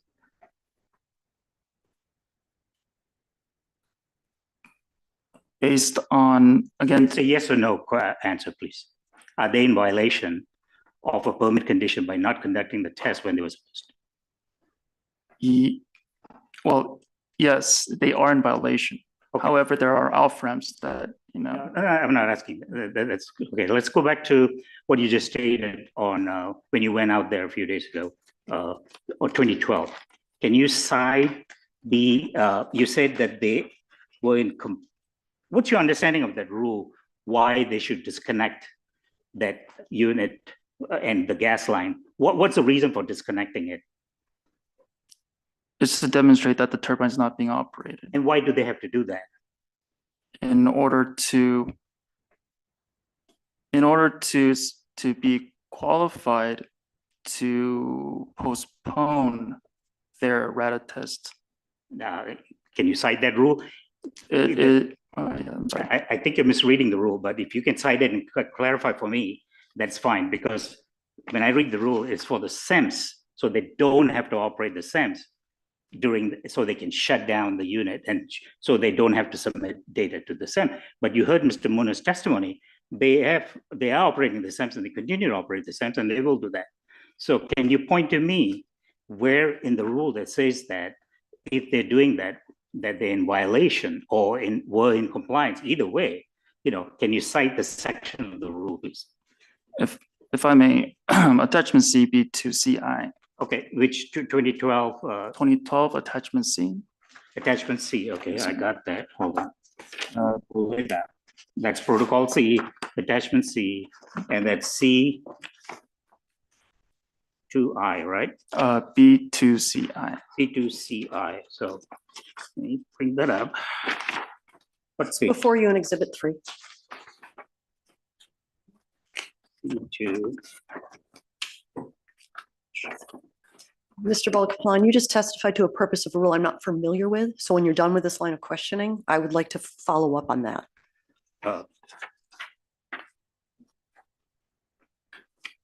What page is that? C2? Page 8 of attachment C. So just curious, are we categorizing Mr. Balakapalan's questioning as testimony? No, and forgive me if I use that language. Absolutely not. He just made reference to some rulemaking history that I'm not familiar with, did not find when I looked.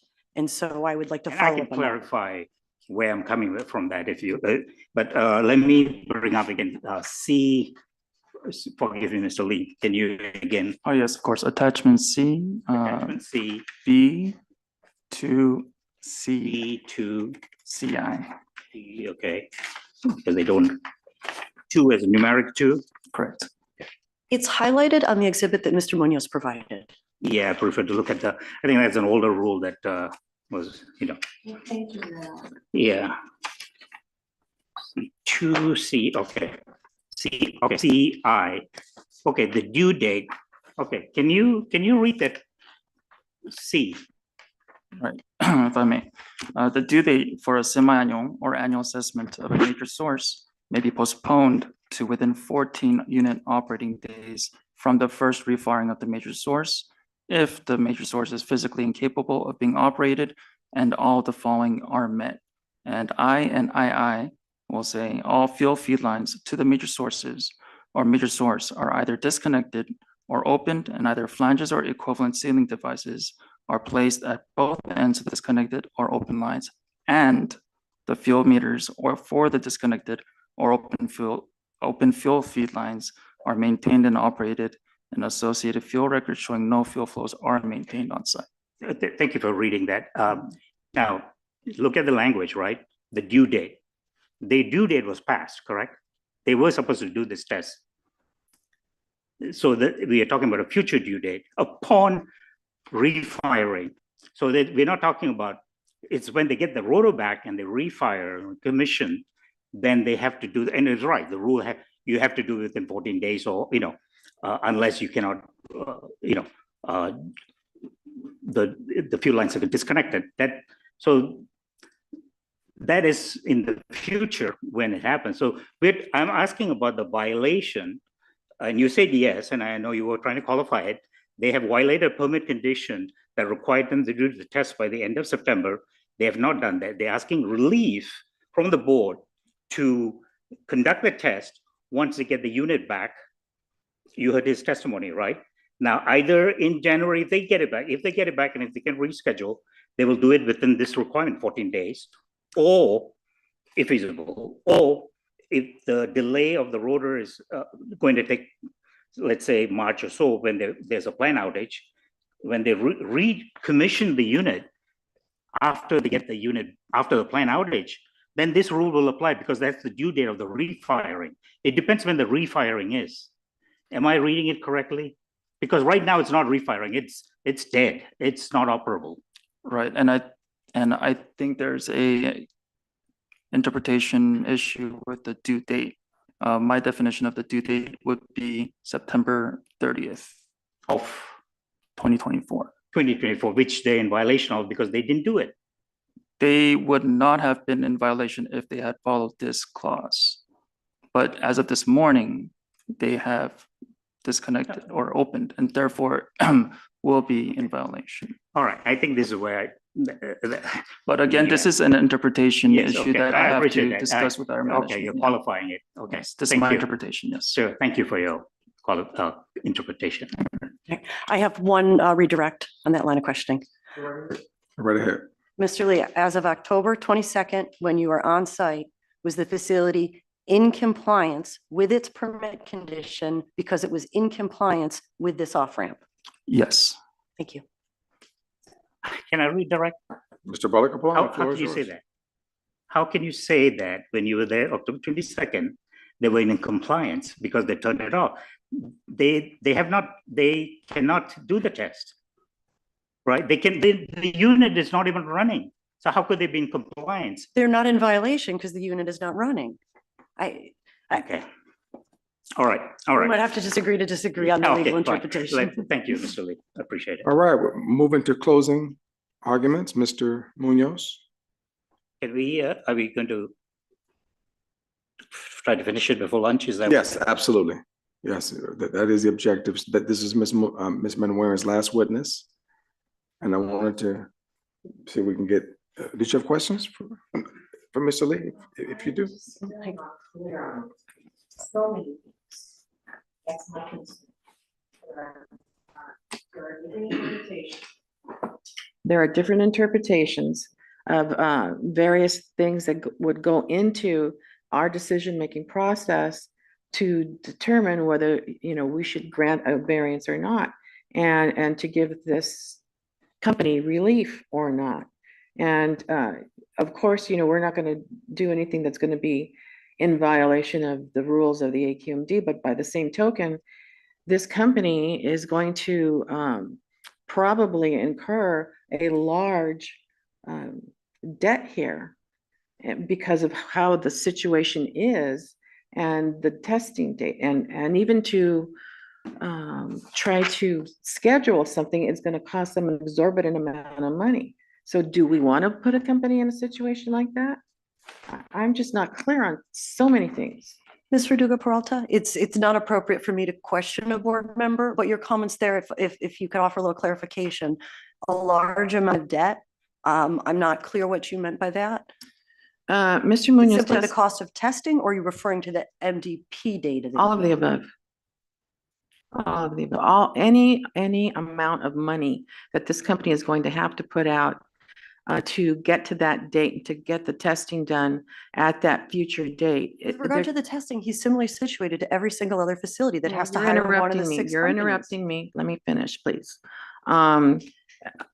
The way that the testimony has been so far is that it's my understanding that they are going to incur a large amount of money.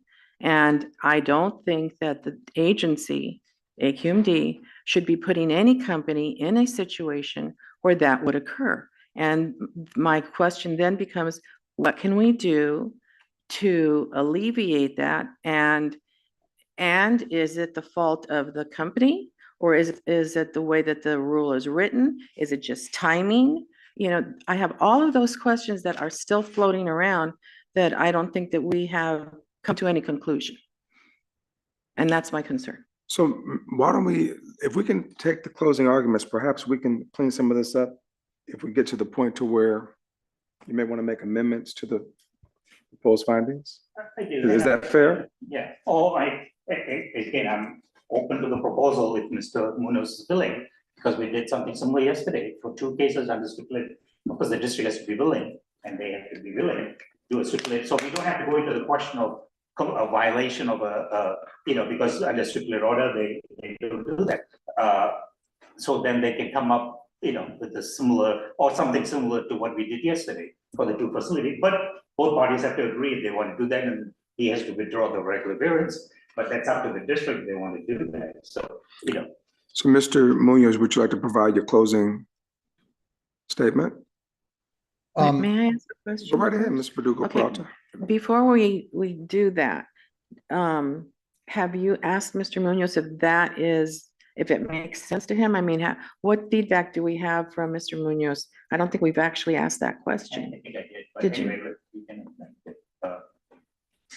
I know he said I no. answered, I'm I sorry, go answered ahead. that I would be willing to enter into an alternative agreement that allowed us to fulfill our requirement by the CAISO tariff, and then also not run our gas turbine with the condition that we would test as soon as possible in January and February, and if we couldn't do that by the 30th of July. That makes great sense to me, and I'm willing to do it. So how about this? Why don't we continue this case until October 31st to give them an opportunity? We'll already be here with the Navy to give them an opportunity to try and work something out. Because it doesn't appear that we're anywhere close. What are your thoughts, Mr.? It's up to the, Okay, you know, Ms. we cannot Manuel? ask the district to say vote into stipulated order because that's their call. So it's only. This is a variance proceeding. If you're still uncertain, then he has not met his burden to establish convincing evidence on 6 separate findings. Working with the facility on an abatement order is always something that the district counsel's office is willing to contemplate. But what would the order be? He just wants to delay the test to get through the season. The district's position is he wasn't in violation until he put himself in violation. And he needs to establish to this board that there's a violation that was not beyond his reasonable control. I'm not saying yes or no to a stipulated OA. I'm asking you what you would envision. We don't need an OA to define when a rod test is done. Mr. Balakapalan? In that case, I will propose alternate conditions. Okay. And we can take a vote if the board agrees of this. Fair enough. There we go. And then, you know, but we don't have to. I respect that. Mr. Pearman, and then Munoz, you're on closing. Yeah, I was gonna say, if you're gonna continue to 31st, I do have to leave like at 1 at the latest that day, Mr. Ali, but it sounds like maybe we're not gonna go that route. No, I believe we'll be able to land the plane today. All right, Mr. Munoz, the floor is yours, sir. Speak I loud, think please. Mr. Yell.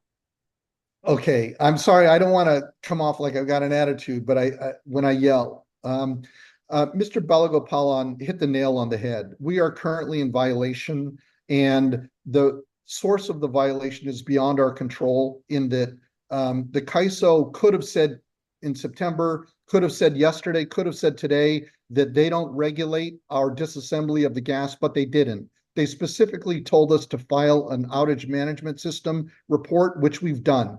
That doesn't alleviate our responsibility to the CAISO tariff.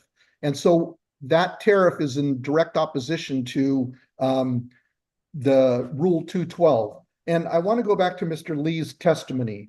You know, there's no reason that this component I, that the fuel feed lines need to be removed. AQMD has alternate sources of information on whether we're running gas through the gas turbine or not.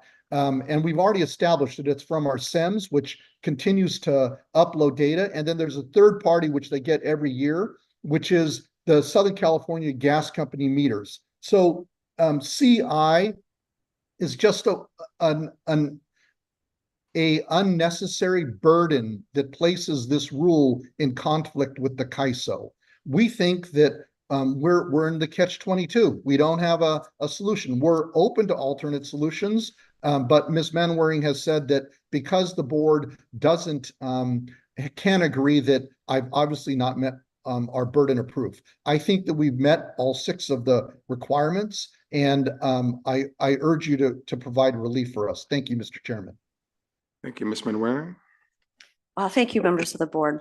On September 25th, we were here before this board, and you were very empathetic to the circumstances Mr. Munoz was presenting, and you indicated that you were inclined to provide him with relief if he was able to document and support his testimony with evidence. He's provided no documentation of his allegation that he's subject to criminal liability. He came back with a section of the tariff that's not even applicable today. He was given an opportunity to correct his prior testimony when he claimed he exceeded his 15 operating days between February and April. Mr. Bogopoulos, the purpose of that testimony was to impeach his credibility. It did not occur within the time frame that he testified to. I gave him an opportunity to correct that testimony, and I presented a witness that said, no, he was mistaken. It was actually 5.5 months, just like district counsel said in the prior hearing. Mr. Munoz told you he created a violation this morning. The district inspector testified as of October 22nd, he was in compliance. The burden is on the facility to establish credible evidence to support 6 independent findings. His testimony today establishes that whatever violation he claims with regard to B2C was created by himself. If this board is inclined to grant him a variance, we've provided proposed conditions, and we would strongly object to kicking this over to the end of the next summer peak season. And we would ask you to keep it consistent and tight with the existing off-ramp that the district worked hard through its rule writing process in order to create.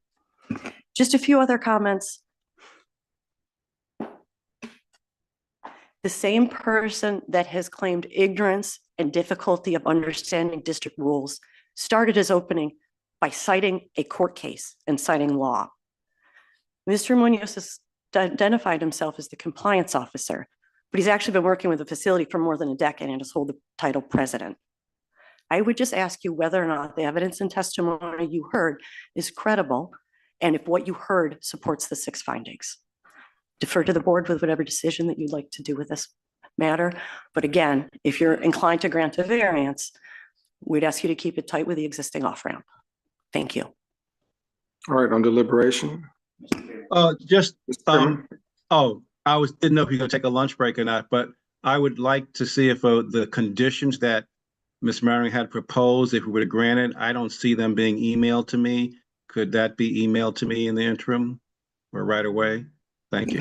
Madam Clerk, was our exhibits forwarded to the board member that's appearing remotely? The exhibits were, but not the conditions that you said you proposed in case we did grant the variance. That's what I'm talking about. Via email yesterday, the district provided Exhibit C, the proposed conditions, and Exhibit D, the email exchange between Mr. Munoz and I. So it should be Exhibit C. I think you gave us a hard copy yesterday, but I'm not sure. They were emailed to the clerk, so I'm asking if the clerk distributed. If not, I can do so. All right, on deliberation, who wanted to kick it off? Well, I will kick it out, and but the chairman wants to see the condition, so I think we should wait until he reviews it, because I'm going to propose some conditions, and I like him to provide input on Well, that. go ahead. I'll look for the emails while you speak, Mohan. Yeah, exactly. Let me, Ms. Verdugo, I'll go with that. You know, I do want to remind the board members one thing though. At the last, and Mr. Pearman wasn't here unfortunately, and Ms. Macklin, who was the alternate, she was late, so she missed the first phase of the good cause. We made the finding, Mr. Pearman, there was good cause to move forward to the interim. The good cause finding is one. Is the source in violation. So we found in the good cause there was a violation, but when we went to the next phase, we undo that. We said no, there's no violation. So that was an issue I have problem with. But regardless, we are here today. What I was going to propose is that, and this is not dissimilar to what we did yesterday with the 2 other facilities. Similar situation in a way. Outage, not one of them, they planned to bring in an alternate unit. They couldn't get it. They got a variance. They extended it, whatever, then they granted order abatement. They had a radar test. They had the same testing, and they were no requirement to do all of this because presumably the SEMS is running. Now, let me give a little bit of background. This used to be my heartburn when I first joined the district with me, and I think one attorney from the outside said this is nonsensical, and I agreed with him. The requirement was when the unit is not operating, the SEMS had to operate. That was the requirement. And so then the district amended the rule so that you don't have to operate the SEMS if you can prove that the unit is not operating. Now, I disagree with Mr. Munoz, about the gas company, because you may have other gas equipment, unless you have a dedicated fuel meter to that equipment and so forth, with the meter, that is the only source of gas supply. So that's, not here or there.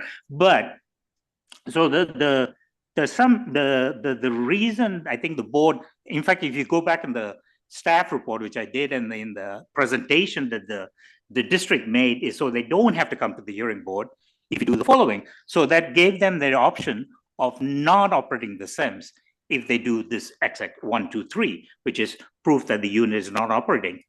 The situation we have in front of us is they're not asking for that. They are willing for to run the SIMs. They say we will, and they continue to transmit the data to the district.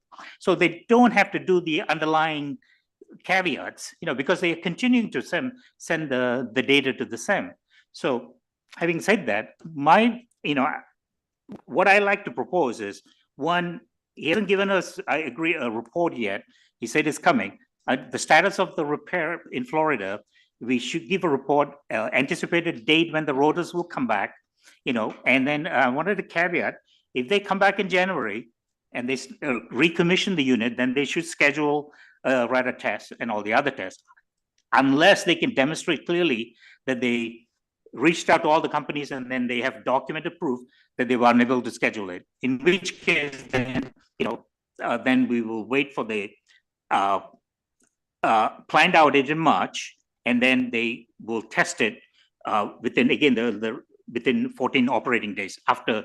So when the planned outage, they come back, wherever the modification they're doing, they will then recommission the unit again, and then they have 14 days to test it, and so that's my, in a nutshell, what I was going to propose, that however, they have to show documented proof, document what's going on in Florida, what's the status of the report, when do they expect it back, and then outreach to all the source testing company to try to schedule the test, and satisfy the compliance staff that they have reached out, and then do the test. So that's, in a nutshell, is what I was going to propose as. Mr. Chairman, your thoughts? I don't really understand his proposal. My thought initially was, to deny the petition. I think I agree with Ms. Manwaring and with Ms. Verdugo-Peralta. There are a lot of unanswered questions still, but the petitioner has the burden. If we don't have the answers, we're still confused, we're still uncertain, that means the petitioner didn't meet their burden. To me, that's a very simple way to look at it. Also, the petition does not help because they've been inconsistent in what they request. The petition does not deal with missing data risk at all, but that's half the argument they're making now, and the damages they allege are all based upon that. So they've kind of changed their tune. And I'm very uncomfortable with someone creating a violation the morning of a hearing to help support their case for a petition. I don't like that being set as a precedent that we can allow people to do. So I'm going to vote no. All right, so we have his perspective, Ms. Verdugo-Peralta. Thank you, Mr. Chair. I don't disagree with what Mr. Balagopalan has proposed, but by the same token, I don't disagree with Mr. Pearman's statements in reference to a company creating a violation. I'm not comfortable with that at all. However, knowing what these companies, they live and they die by those tariffs, whether it's CAISO, whether FERC comes and gets involved, whomever. And if they don't abide by that, two things happen. One is they obviously don't get deployed and they lose that money for that period of time, but it's also a characterization that is now assigned to that company, that they are not available, that they are not reliable. That's my concern here, that is also being created. But I'm still leaning towards the fact, okay, why would any company do that? Why would they put themselves in violation? Except for the fact that I understand why and how those tariffs affect them. And so, while I would primarily deny it because of what occurred this morning, I think there still needs to be a better solution of what is happening if we just flat out deny it. Okay, Mr. Balagopalan, you want to make the motion if there's no other comments? Dr. Ibrahim want to Any comments, or you chime good? in, or because I'm gonna waste a motion if No. I think. I will make the motion. I'm happy to do it, what I propose, so, I'm a little concerned we're not going to get to where we need to be by the end of this motion. I have the same reservations that Mr. Pearman and Ms. Verdugo Peralta have brought up. Little concerned that the petitioner has not met the burden of the case that's before us today, but I think we should proceed with hearing the motion. okay, in that case, I will propose the motion, the alternate motion, I mean, not alternate, but the amended, oppose the district's motion. So in the matter of Enery Holdings LLC, in the case number 6248-2, I move that we grant regular variance commencing today and continuing through now July 2025, July 31st, 2025, from the rules and subsection, specifically Rule 203, 203B, 2000, let's see. I should know this by heart by now, you would think 3002 and 2002. And also specifically condition, even though, permit condition, let me get that. They had permit condition to do the radar testing. So let me get that.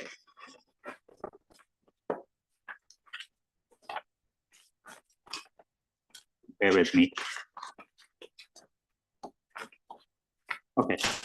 Condition 29.1 and D 29.1, D 29.3 from those two permit conditions. And I have my little cheat sheet here, so I make sure I read the right section of the rule, but 203B, 3002C1 and 2000C, 2000, I think I know that by heart by now. Anyway, I'll come back to that. So for the equipment identified as device, let me see what device it is.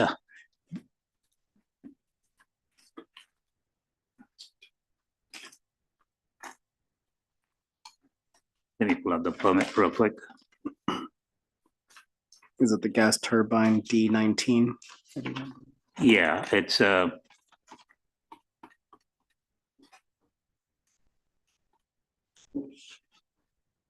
D19, you're right, thank you. D19 located at let me look at the petition, at 17171 South Central Avenue in Carson, California 90746. And the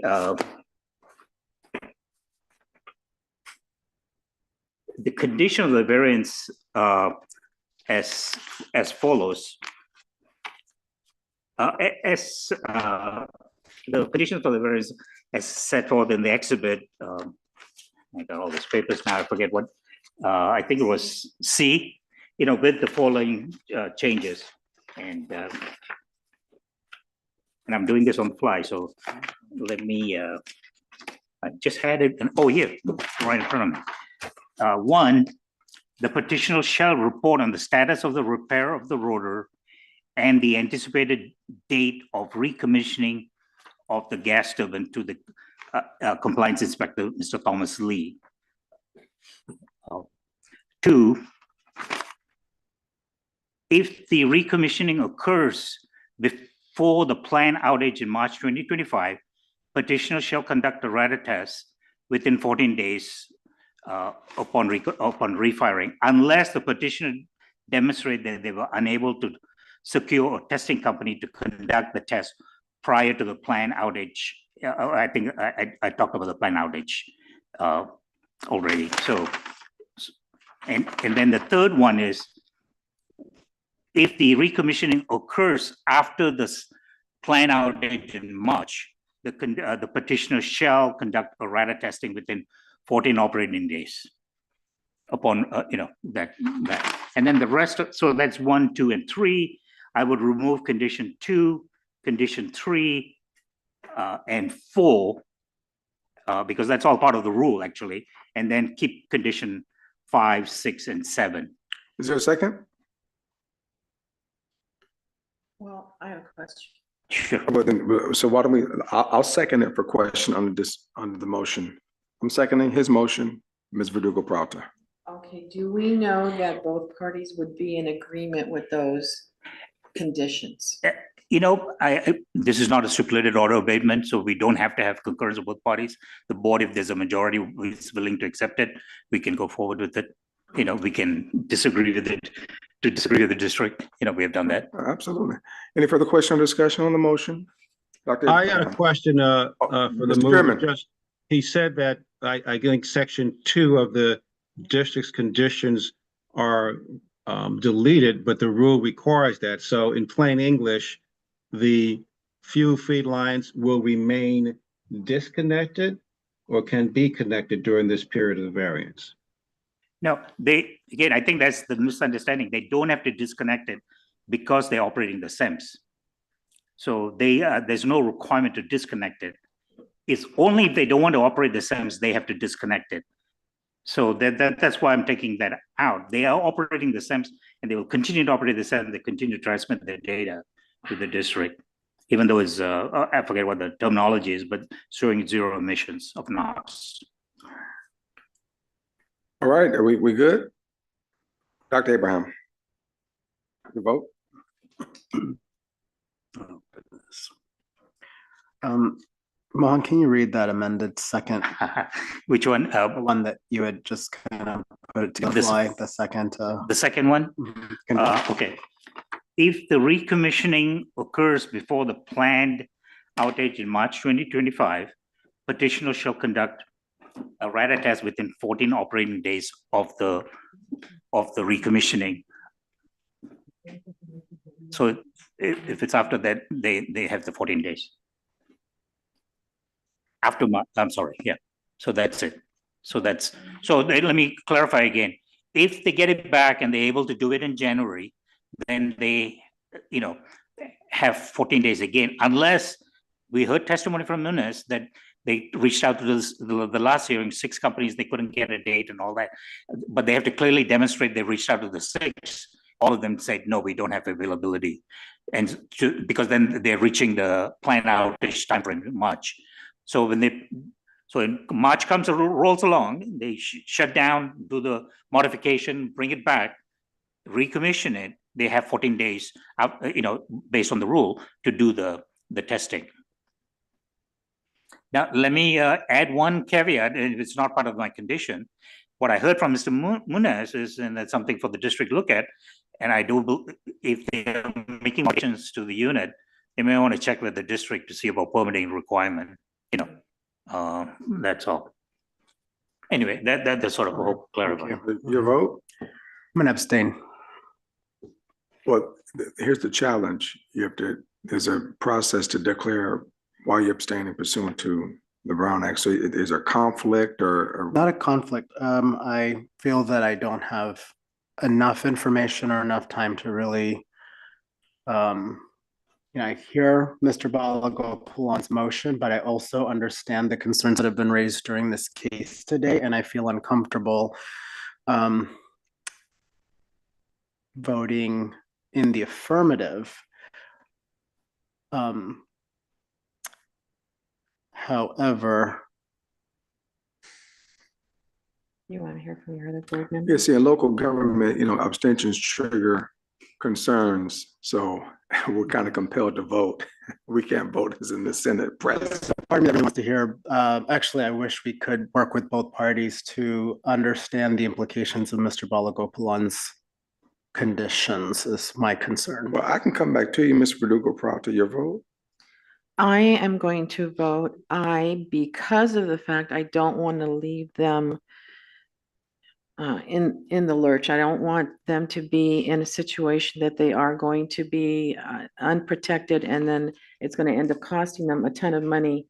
And I don't think that this agency, that's not the purpose. I think that both parties have worked hard. However, there's some things I think that they still need to work on. I do like Mr. Balagopalan's solution. I think that's a step forward. So I'm going to vote in the affirmative. Okay, Mr. Balakapalan, Yes. Mr. Pearman, No. Dr. Abraham. No. All is in the affirmative. It passes 3-2. The case is now closed. We're off the record at 12:41 and adjourned. Thank you all. If an administrative, I think Mr. Munoz can still hear me, but if the clerk can make an administrative adjustment to the proposed motion, the district would appreciate